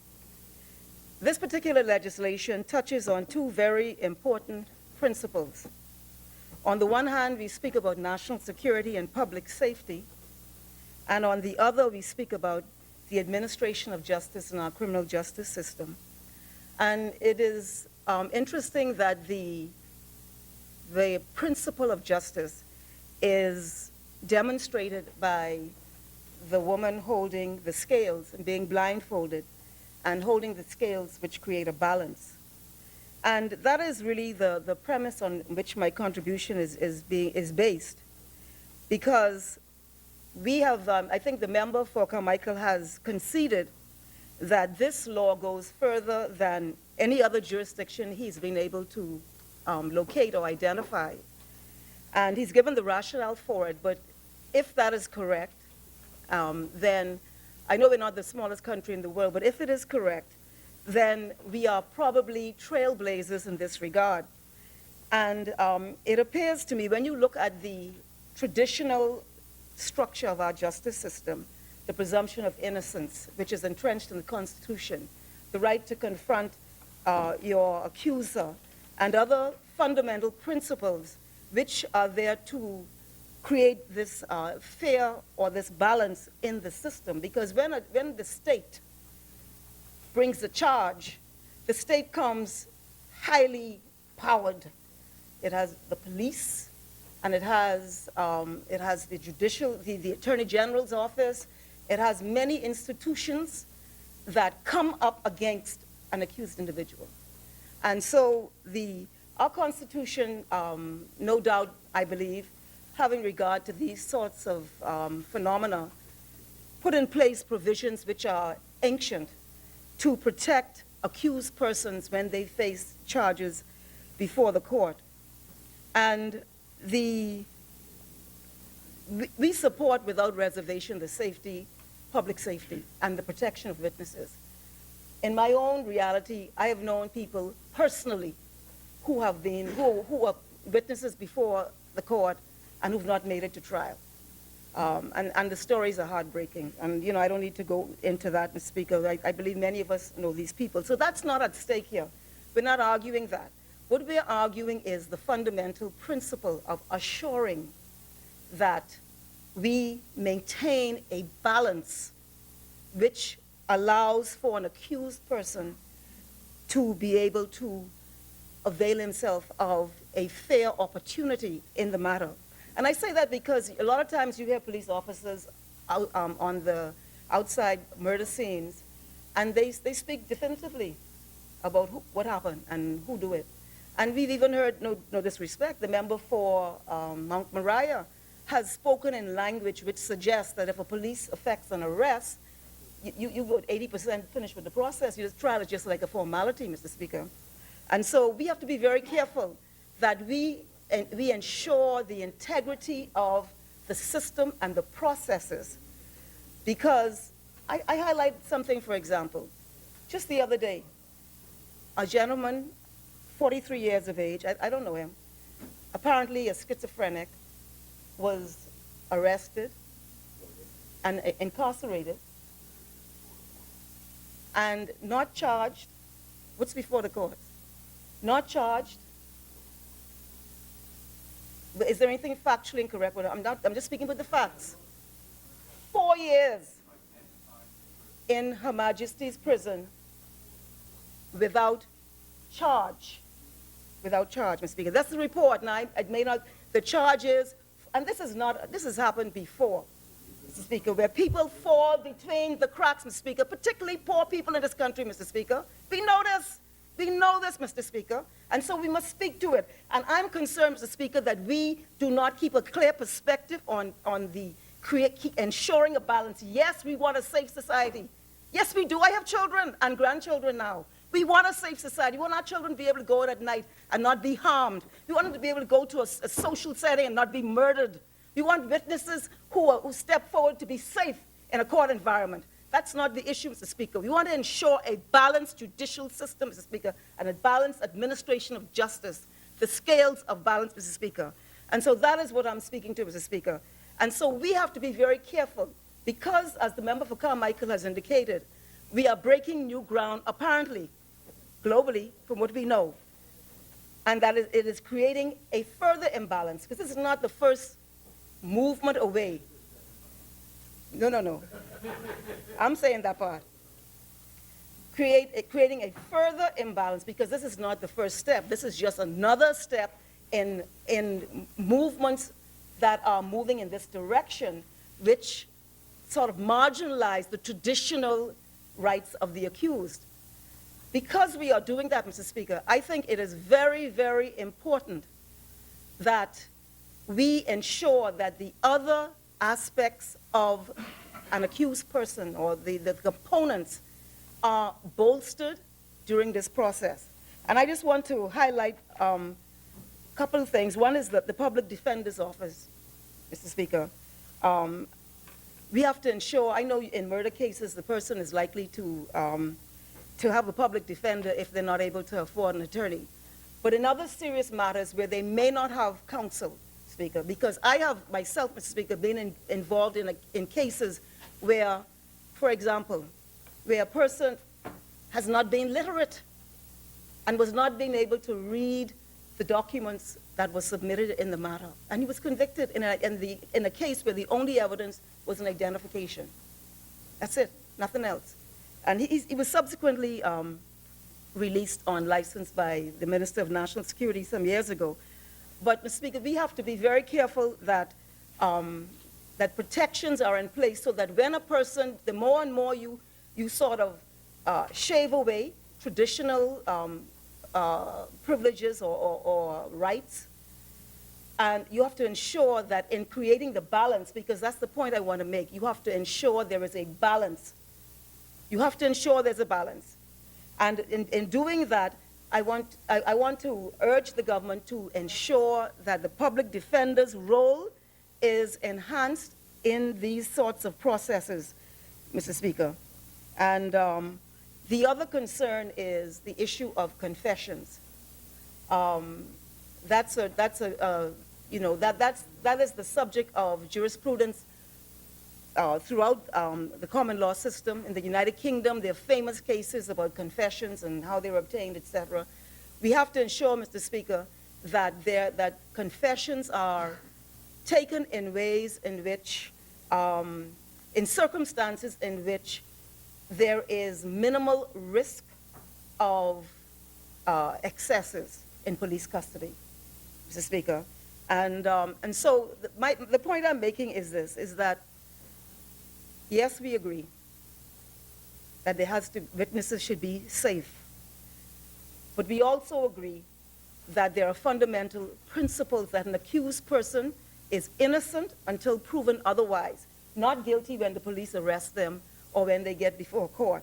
And that in that process, because we're now introducing more and more laws which tilt the balance of those scales of Lady Justice, that we have to seek to rebalance in other ways as best you can to ensure that accused persons are given, particularly those who are indigent, are given the best or are protected through the system as possible from abuses or any forms of irregularities, Mr. Speaker. So, Mr. Speaker,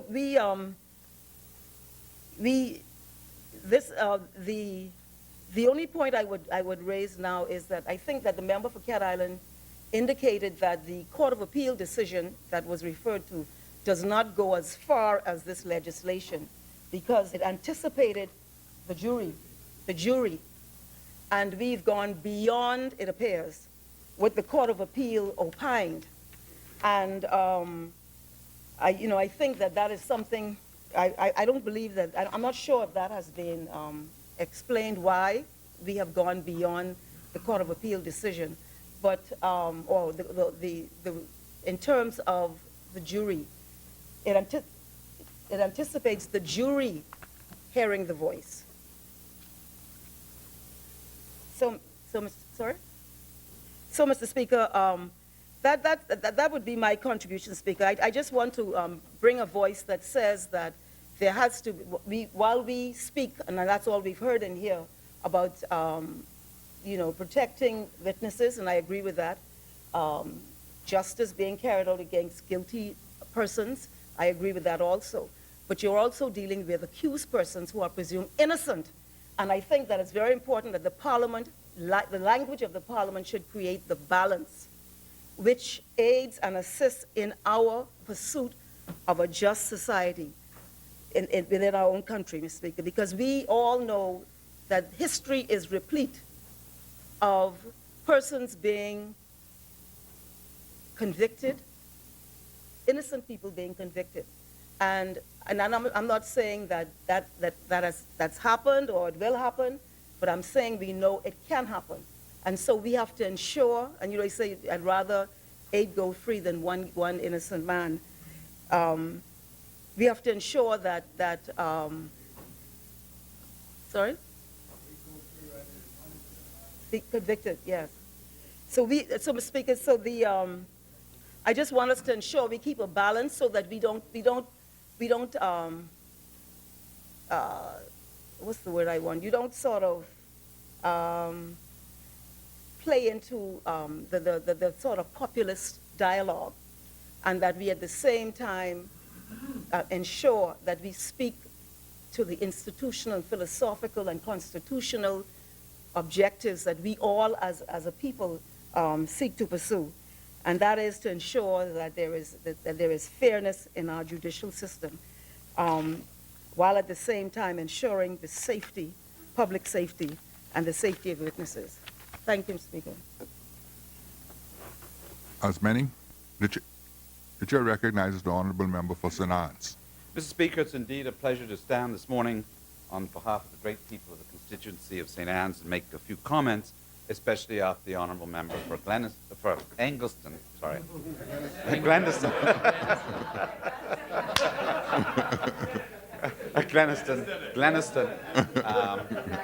Gleniston made her comments.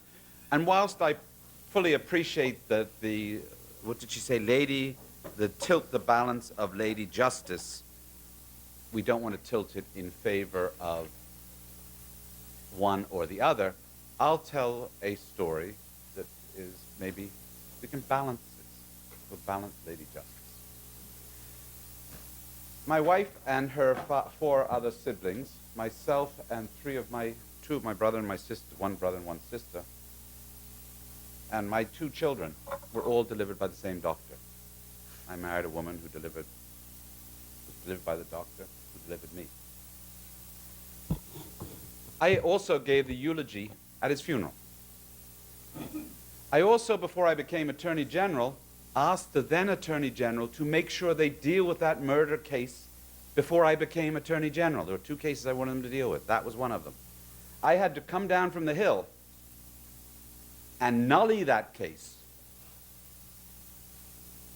because of witness tampering. And I subsequently gave his eulogy. I attended him in his own hospital that he built. What happened in that case, Mr. Speaker, and both the doctor and the accused are now dead. This man was attacked and murdered for his watch. A guy who did a lot of work for the poor. He was a Robin Hood. He charged the rich people and did a lot of work for the poor, didn't charge. The fella came out of Canaan Lane, hit him on the head, and he subsequently died after several hours in his own hospital. The witness and the accused lived in either Canaan Lane or Dogflea Alley, for those people who know where that is. They both lived. Those roads are probably from here to the flagpole, well, not even, a little bit, from here to the wall. The witness was a young boy. He became intimidated and started, whatever. So the judge said, okay, keep him in protective custody overnight and see what he says tomorrow morning. Somehow by accident, God, I don't know how it happened, he goes up in the police bus to Fox Hill, sitting right next to the accused. Right next to the accused. Comes back the next morning, he forgot everything. And that's when I nullied the case. It's the one day the widow of that doctor didn't come. This was the second time the case had come back up. The wife of that doctor did not come to court. She must have known I was going down. And I exercised that nullity. Turned out that the accused was subsequently murdered himself. So I use that to go to the human side of what we are doing today.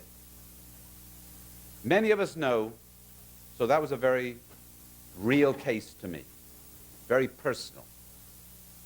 Still is. Many of us, Mr. Speaker, know full well of cases. I might tell you a story that's slightly different, but the case is simple. When you are a witness, and I don't practice on the criminal side, so I may get some of my facts wrong, so you can correct me. You give the address of the witness in a lot of cases. So the fella sits on the fence across from the fella's house. That's all he has to do. Just has to play like he goes. You know the intimidation that... this is a particular case I'm talking about, and the guy got a rap sheet this long, and he's walking around the streets intimidating people. I'm just trying to think if he's still alive. To this day, got a rap sheet longer than both my arms stuck together.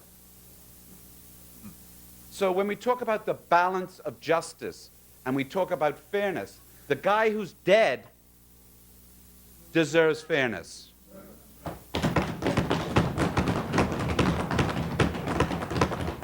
The guy who was walking out there committing multiple offenses and just going, at some point, we have to balance what is fairness. Whilst I fully accept what Engelston is saying is that the system cannot be presumed guilty until proven innocent. It has to be presumed innocent until presented. That's a system. We ought to make sure the system that the policemen do their job, that they don't force confessions, etc., etc. But in an island like the Bahamas, a country like the Bahamas, it poses a big problem. The honorable member for Cat Island, Rumkey, and San Salvador suggested witness protection. You know, I was up at the AG's office when we talked about this before. So I'm going to take John Doe and move him to Ragged Island. I just use Ragged Island for my seat. with, what is it, 35, 40 people. And this stranger appears in the middle of that thing, and he say, "He here for witness protection?" Nassau would know before the plane land. So the other side of the coin, before anyone suggested, which I did come across, is we say, okay, let's send them to the big US of A. The problem is most of those fellas got criminal records themselves, and the United States won't take them. So we can't move them over that way and lose them in Wyoming or New York City, because they themselves may have had skirmishes with the law. So this is the balance we are trying to... So I think full well the witness, the policy that the honorable member for Carmichael made was the policy is to try and protect. We have to do it within the balance of fairness that the honorable member from Engelston mentioned. So that's what we have to do. But at some point, yes, we need to be fair on the accused. But my God, when you go to that funeral and see that person riddled with bullets, they need fairness as well. They need fairness as well. They've left behind a grieving family and children, the breadwinners. Meanwhile, the other fellow might be driving around in one big old Mercedes and using $100 bills to light cigarettes. You know, that's the reality. We know too much of that out there.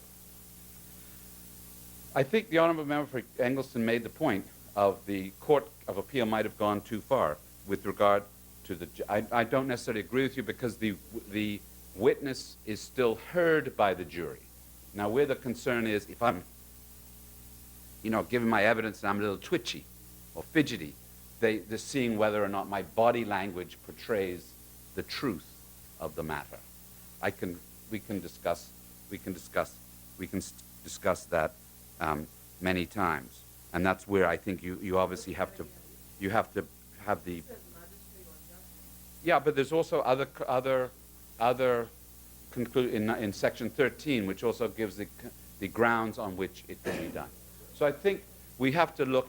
This is a balancing act, and no doubt because of what we said this morning, some criminal lawyer, the first case that this is done with will be, I appeal, and we might have to be back here. But at least this is a start, because the Minister for National Security has already pointed out in certain areas this type of tactic has worked in the United States in gang areas. You go down some streets in your constituency, the road divides the two gangs. On this side, it's, I don't know who they are, on this side's another gang. You don't want to say. Protection. Yeah, I need protection. And when the two of them get going, we know what happens. Someone goes out at night to a bar to have a drink, and the next thing you hear he's dead, because we know he's at that bar, and we probably know who does it. So I think this is where we have to be very careful. I want to just divert for something a little bit more in my bailiwick. This bill also deals with human trafficking, which is a very serious issue. Trafficking in minors, trafficking in, what do you want to call this, the sex trade, trafficking in a number of issues. Now, I rise to speak on this issue just to send out this warning. So as we need to put fear in the criminals as a result of this bill, we need to put a little, I'm going to try to start today to try and put some fear in those people that are involved with smuggling of illegal immigrants. One was caught the other day, came before the court, and was charged and found guilty and fined. Okay? He was here on a work permit. That permit is up for renewal and will shortly be on my desk. In case he hasn't heard yet, the clear message will be refused. Because we cannot allow human traffickers to break the law in our country and come back to another agency of government and get a work permit. Never on my watch. Go home now, because when we prosecute you, that's where you're going. And someone might be married to a Bahamian. I'm sorry. You cannot break our laws and come to the same government while I'm still Minister responsible for immigration and expect to have the protection of the state to stay in this country. Never. So, Minister of National Security might have to give me protection too. Because, Mr. Speaker, a number of the illegal human trafficking, and I've mentioned it here, we are going to bring an amendment to go into my cabinet colleagues to increase the fine for human trafficking.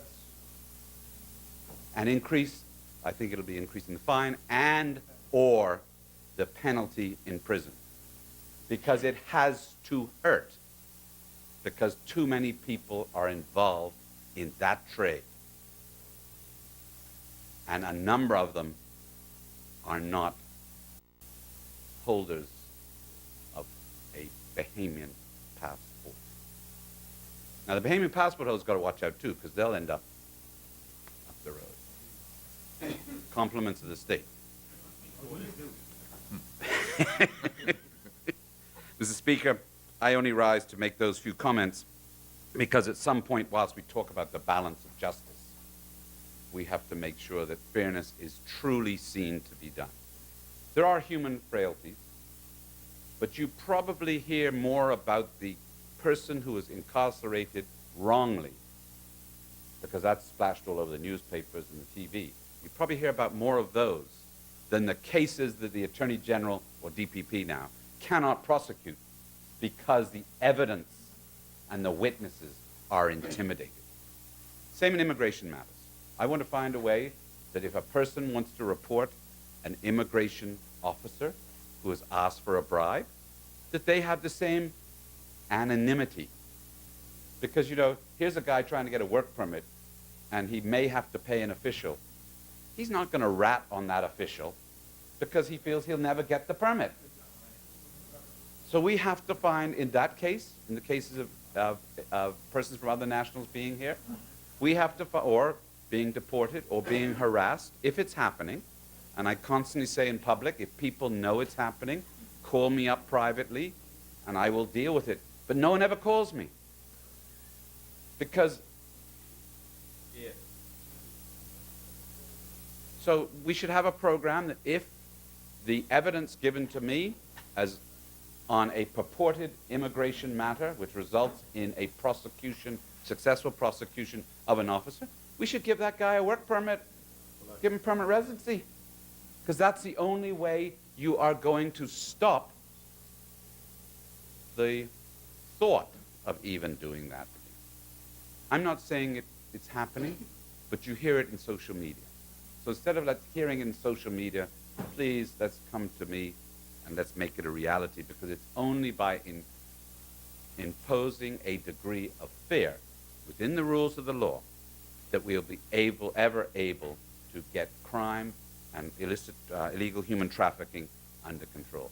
Mr. Speaker, with those few words, I support the second reading of the bill before us. As many, the chair recognizes the honourable member for Southern Shores. Thank you, Mr. Speaker. Mr. Speaker, I'm pleased to be able to rise and speak for and on behalf of the good people of Southern Shores, a people who I'm committed to serve as long as I'm privileged to be here, a people who expect me, Mr. Speaker, to speak out on and for matters relative to their safety and security. Before I say a few words to the amendment, Mr. Speaker, I'd like the opportunity to send condolences to the family of Joel Williams of Ferguson Subdivision, who passed. Is their mother, Ethel Williams, and the entire family. Our condolences. I also want to advise the good people of Southern Shores and members here of an event that we're having on the 5th of May, a fun run walk. There's going to be a special prize for parliamentarians who could finish the race. And so we're all invited. We just got to finish. We got to come first. Mr. Speaker, as it relates to the amendment,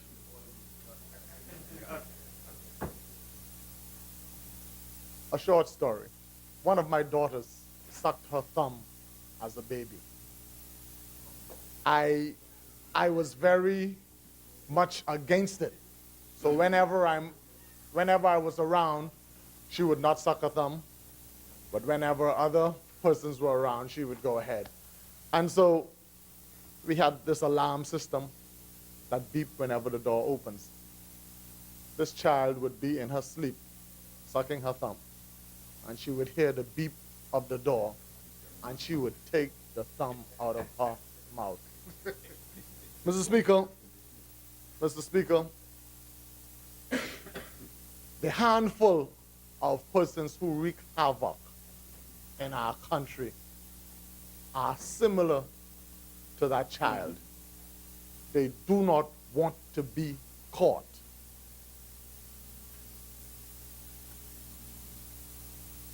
Depending on the severity of the matter for which they are accused, would determine to what extent they are prepared to go. To A, not be caught, or B, after having been caught, not suffer the full brunt of the law. These criminals, Mr. Speaker, no matter where they live in our country, they have that one thing in common: the fear of being caught, the fear of being made to pay for their crimes. This is what motivates them, Mr. Speaker, after exercising everything that the law offers to them, to resort to their own creativity, which oftentimes ends up in the intimidation of witnesses. After attempting to seduce a witness, and that doesn't work with donations, et cetera, the final step is to intimidate a witness not to testify.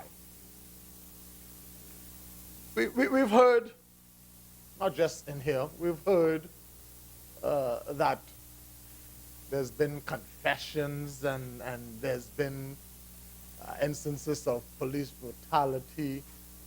Let me say, as a 29-year veteran of the Royal Bahamas Police Force, I don't support those in any way, form, or fashion. I'm also aware that for a conviction, there is the need for corroboration. And so, even when we hear of these false confessions, I'm satisfied that the judicial system is sufficiently concerned about foreplay, for fair play. Fair play, Mrs. Speaker. That's why that doorbell begins so late. Fair play, Mr. Speaker, that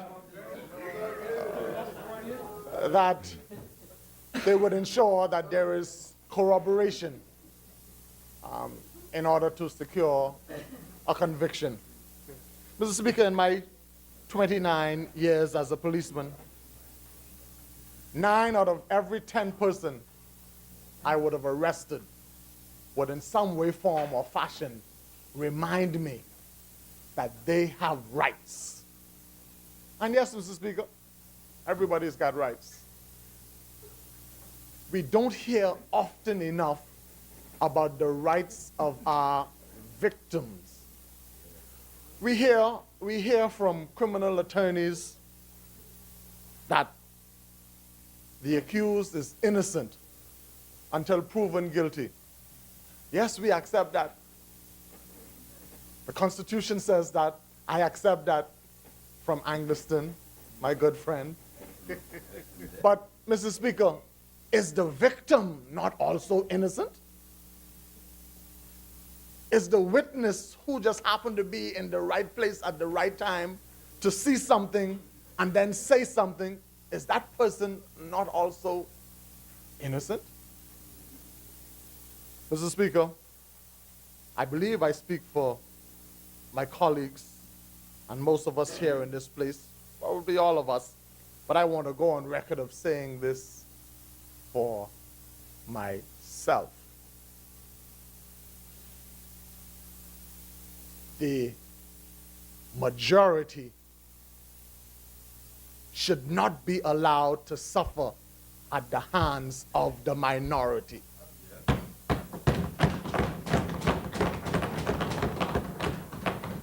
Yes, there is a possibility that there will be more challenges to this.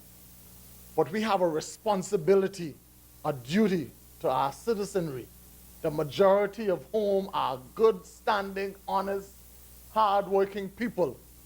We have a duty to be seen as ensuring that we are doing as much as we can to protect them, as much as we can to ensure their safety, as much as we can to send a message to the criminal element that we will pursue you with whatever legal means we have, that we will do our endeavor best to ensure that legally the minority is discouraged from these criminal acts.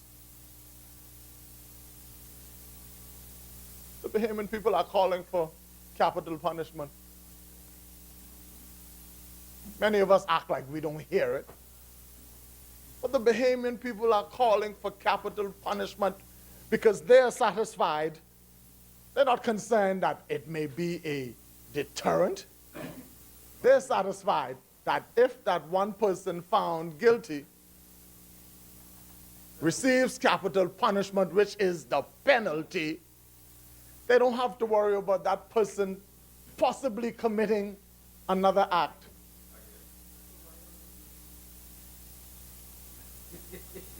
You're an abolitionist. Mr. Speaker, Mr. You're Speaker, an abolitionist. we don't want to switch the whole point of why who don't do it and why y'all didn't do it, and some other people had 5 years to do it. We're not going to get caught up in that. But the point I'm attempting to make, Angleston, is that the Bahamian people will support what we are attempting to do here because they want us to go to any extreme to make them safe. So we're duty bound. We're mandated by them to be seen as going along this path. Mr. Speaker, there's nothing philosophical about this. There's no need for fancy words. It's plain and simple. The judicial system has no potency without witnesses participating. And so if we want there to be potency, we need to ensure that there's an environment conducive for witnesses to participate. Yes, we could talk about witness protection, but we've heard from other speakers that we're not speaking about just that one individual. We've heard that owing to the size of our community, that there's very little place around here to hide. We've also heard that some of our witnesses, because they can't get a visa, can't go up north. And so what do we do, Mr. Speaker? Throw in the towel? I say no. I say we continue to seek avenues such as this. And if this is challenged and thrown out, we'll come back here. Come back at it again. And we'll come back, and we'll keep coming back. But we owe a duty of care to the people who elected us, who sent us here, to be seen as continuously being in pursuit of their safety and of their security. And so it is only on that. And Mr. Speaker, you know, we see the people with the big guns, drug enforcement officers, SWAT team officers. We see them covering their faces when they are on certain operations. It's for this very same reason, because they know that at the end of the day, an aggrieved, accused person could possibly wait at their front gate, could possibly wait at the entrance of the school. And so if they have that concern, what about the housekeeper? What about the witness who was just driving past and happened to see something? They're even more concerned. We've heard enough instances of witness tampering. We've heard enough instances of witnesses having lost their lives. We've heard of enough instances where cases had to be nullied because witnesses just forgot everything they saw and heard overnight. Mr. Speaker, I believe, notwithstanding the possibilities of more legal challenge, we're headed in the right direction. Southern Shores supports this amendment, Mr. Speaker. As many, the chair recognizes the honorable member for Tall Pines. Thank you, Mr. Speaker. As usual, it's always a pleasure to rise on behalf of the people of Tall Pines and to add my contribution to bills being tabled by this honorable house by the government of this party, of this country. Mr. Speaker, let me first say that everything that has been said thus far supports this government's position as we promised the Bahamian people. And if I may just start on stressing what my colleague from Southern Shores almost concluded on, when he spoke about our obligation, this government's obligation to address serious crime and to make our society a better place, Mr. Speaker. Now, while I accept, Mr. Speaker, that this bill seeks to amend the Criminal Evidence, Witness, and Immunity Act of 2011, and thereby asking us to amend the act to allow the identity of witness screening in accordance with the provisions of the act. Speaker, I want to remind my colleagues, and I want to remind the Bahamian people at large, my people in Tall Pines in particular, that at the beginning of this administration, we presented via the speech from the throne on the 24th of May 2007, some commitments to the Bahamian people. Speaker, we committed to the Bahamian people that this government, and this is at page 11 if you have it, that my government continues to be committed to zero tolerance for crime, inclusive of minor infringements. And it goes on, Mr. Speaker, to say that our most urgent priority in crime fighting are initiatives that focuses on prevention, deterrence, and enforcement. Speaker, there is no doubt that this particular piece of legislation, this amendment, speaks to a great extent to our commitment to enforcement, to our commitment to ensuring that when crimes are committed in Tall Pines and where crimes are committed in other areas of our country, that our police force, that our prosecution system via the Attorney General's office, and that our courts and our judicial system have laws and mechanisms by which true justice can be had. And Mr. Speaker, I, with all due respect in the world, have heard my colleagues, on both sides, but more particularly the colleagues opposite, remind us of our commitment to fairness, to not only persons we may consider victims, but indeed the accused. And so we are cautioned, and we are, more importantly, reminded of the Constitution of the Commonwealth of the Bahamas.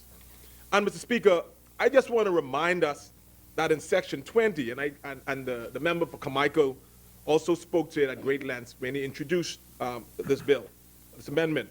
And Section 20, Mr. Speaker, reminds us of the commitment we have as a society to the protection of those who are accused. And Section 21, if I may read quickly, Mr. Speaker, says that if any person is charged with a criminal offense, then unless the charge is withdrawn, the case shall be afforded a fair hearing within a reasonable time and by an independent and impartial court established by law. And it goes on in Section 2A, the person charged should be presumed to be innocent until he's proven or has pleaded guilty. Speaker, and it goes on, Section 22G, to say, a child, when charged on information in the Supreme Court, have the right to trial by jury.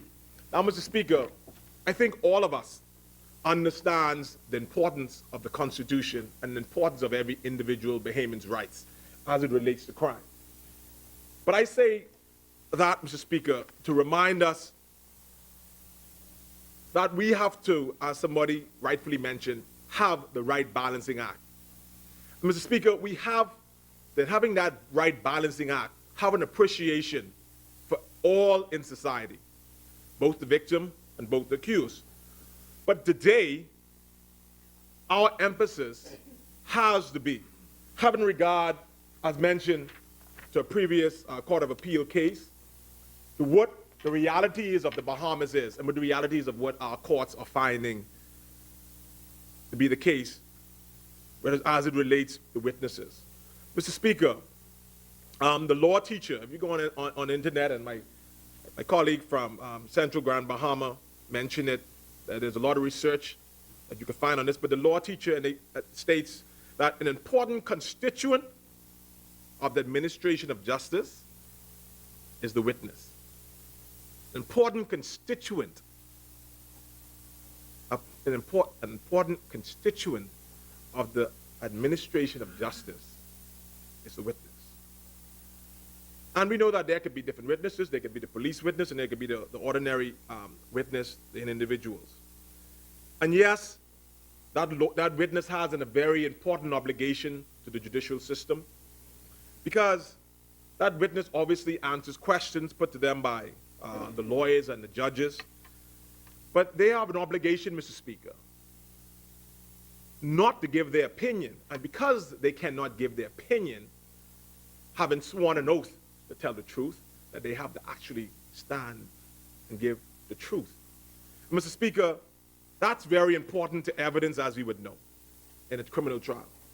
And so that individual has to be reminded of that constituent duty to their country.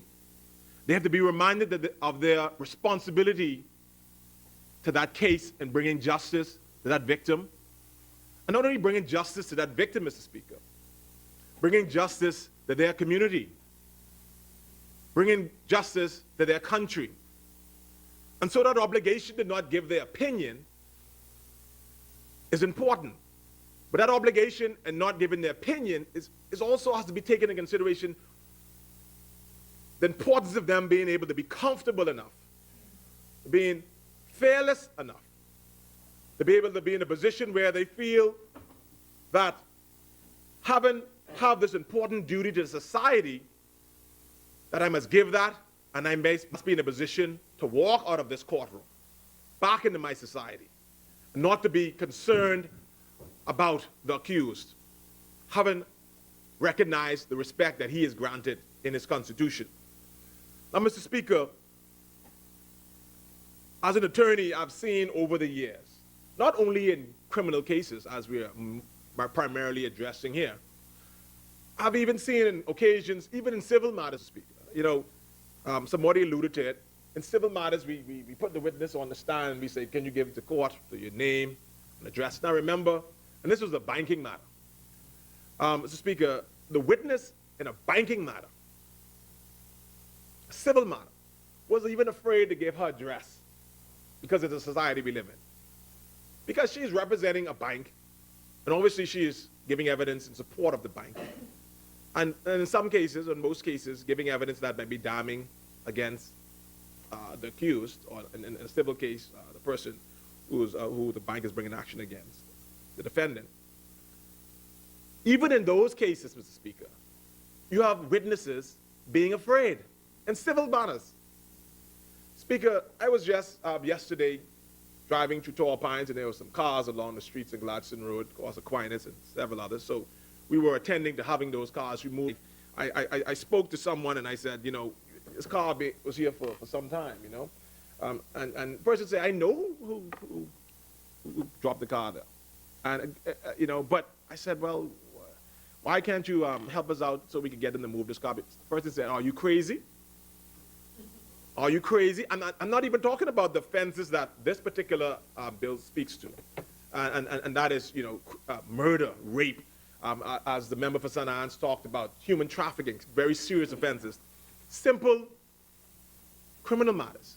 And it goes to what our government committed to zero tolerance, even in minor offenses. We have persons in our community who are afraid to even give witnesses in minor offenses. And so we have to, as we speak about our commitment to protecting individuals, particularly the accused, be mindful of our commitment to the greater society, Mr. Speaker. Mr. Speaker, and so that balancing act is important, but that balancing act has to be looked at in its totality for society. Mr. Speaker, we're reminded, and Michael reminded us, of Section 13 in the Major Act that really sets out the guidelines which the bill or the act puts in place to make sure that certain procedures are put in place as it relates to the witness and how they are screened. Mr. Speaker, I simply want to say that as a member of this House, I'm always reminded of the rule of law. And the rule of law is crucial, as we always say, to the maintenance of people's trust in public authority. And this amendment speaks to the individuals being able to be screened in the presence of magistrates or magistrate panel or a judge. And I'm satisfied, Mr. Speaker, that those individuals in our society who are highly trained attorneys and highly trained and respected individuals understand their commitment to the rule of law. And given the, as I said, the policies or the procedures in place, that I think that due course would be done to ensure that there is a true balancing act. Speaker, I spoke about our government's commitment to zero tolerance. I speak and I continue to speak to the importance of us as members of this honorable House to always be considerate of our commitment to a better Bahamas, to a safer Bahamas, to understand that we're not only talking about the individual victims, but we're talking about the victims, i.e. our society. And so, Mr. Speaker, when a witness says to us, no way will I give evidence or be a witness in a matter, we have to remind them of their commitment to society.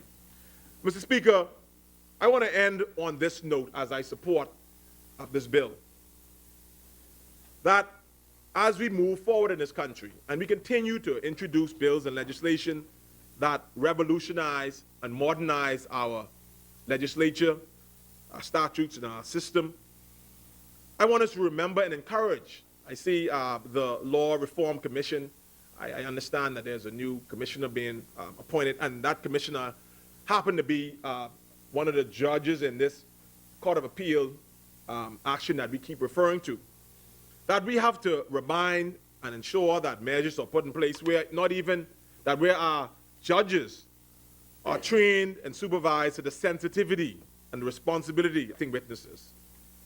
Mr. Speaker, as we look for newer ways to protect our society, let us always be reminded again of our commitment to a better Bahamas.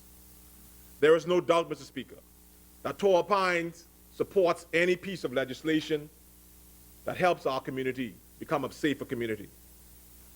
We want our communities in Torrey Pines to be safe as we want our communities throughout the Bahamas to be safe. And so, Mr. Speaker, it's with great pleasure that Torrey Pines support this bill. And we want it to be known that my colleague from Central Grand Bahama, as the backbenchers supporting this motion, we want the government to know that we support this piece of legislation because we know it supports our commitment to the Bahamian people and our speech from the throne, and it speaks to our commitment to a better Bahamas. Mr. Speaker, I end by congratulating, as my colleague said, our Carifta team and our team in the Commonwealth Games, particularly, Mr. Speaker, the daughter of the member for Bamboo Town. And Mr. Speaker, I'm proud, as he is, to also be a father of a member of that team. Danielle, I wanna congratulate her and Danielle Saunders in her silver medal, Mr. Speaker. I must do this publicly because, as you would have witnessed, she pulled up on the third leg and wasn't able to take the stand to receive a silver medal publicly. This being her first representation as a Bahamian athlete. I want to say, Danielle, that we are proud of you. I want to say to Ms. Wells that we are proud of her, and to say that our Carifta team, the Bahamas, the entire Bahamas, we're very proud of you. And our great team in Australia, we are very proud of you. Speaker, Torrey Pines support this bill, and we look forward to a greater Bahamas. Thank you, Mr. Speaker. As many, the chair recognizes the honourable member for Fox Hill. The chair recognizes the honourable member for Bamboo Town. Mr. Speaker, I do move that the House suspends until 3 p.m. today. Is there a second? It has been moved and seconded that the business of the House do suspend until 3 p.m. this afternoon. As many as are in favor will remain seated. Those who oppose will rise. The business of this House stands suspended until 3 p.m. this afternoon.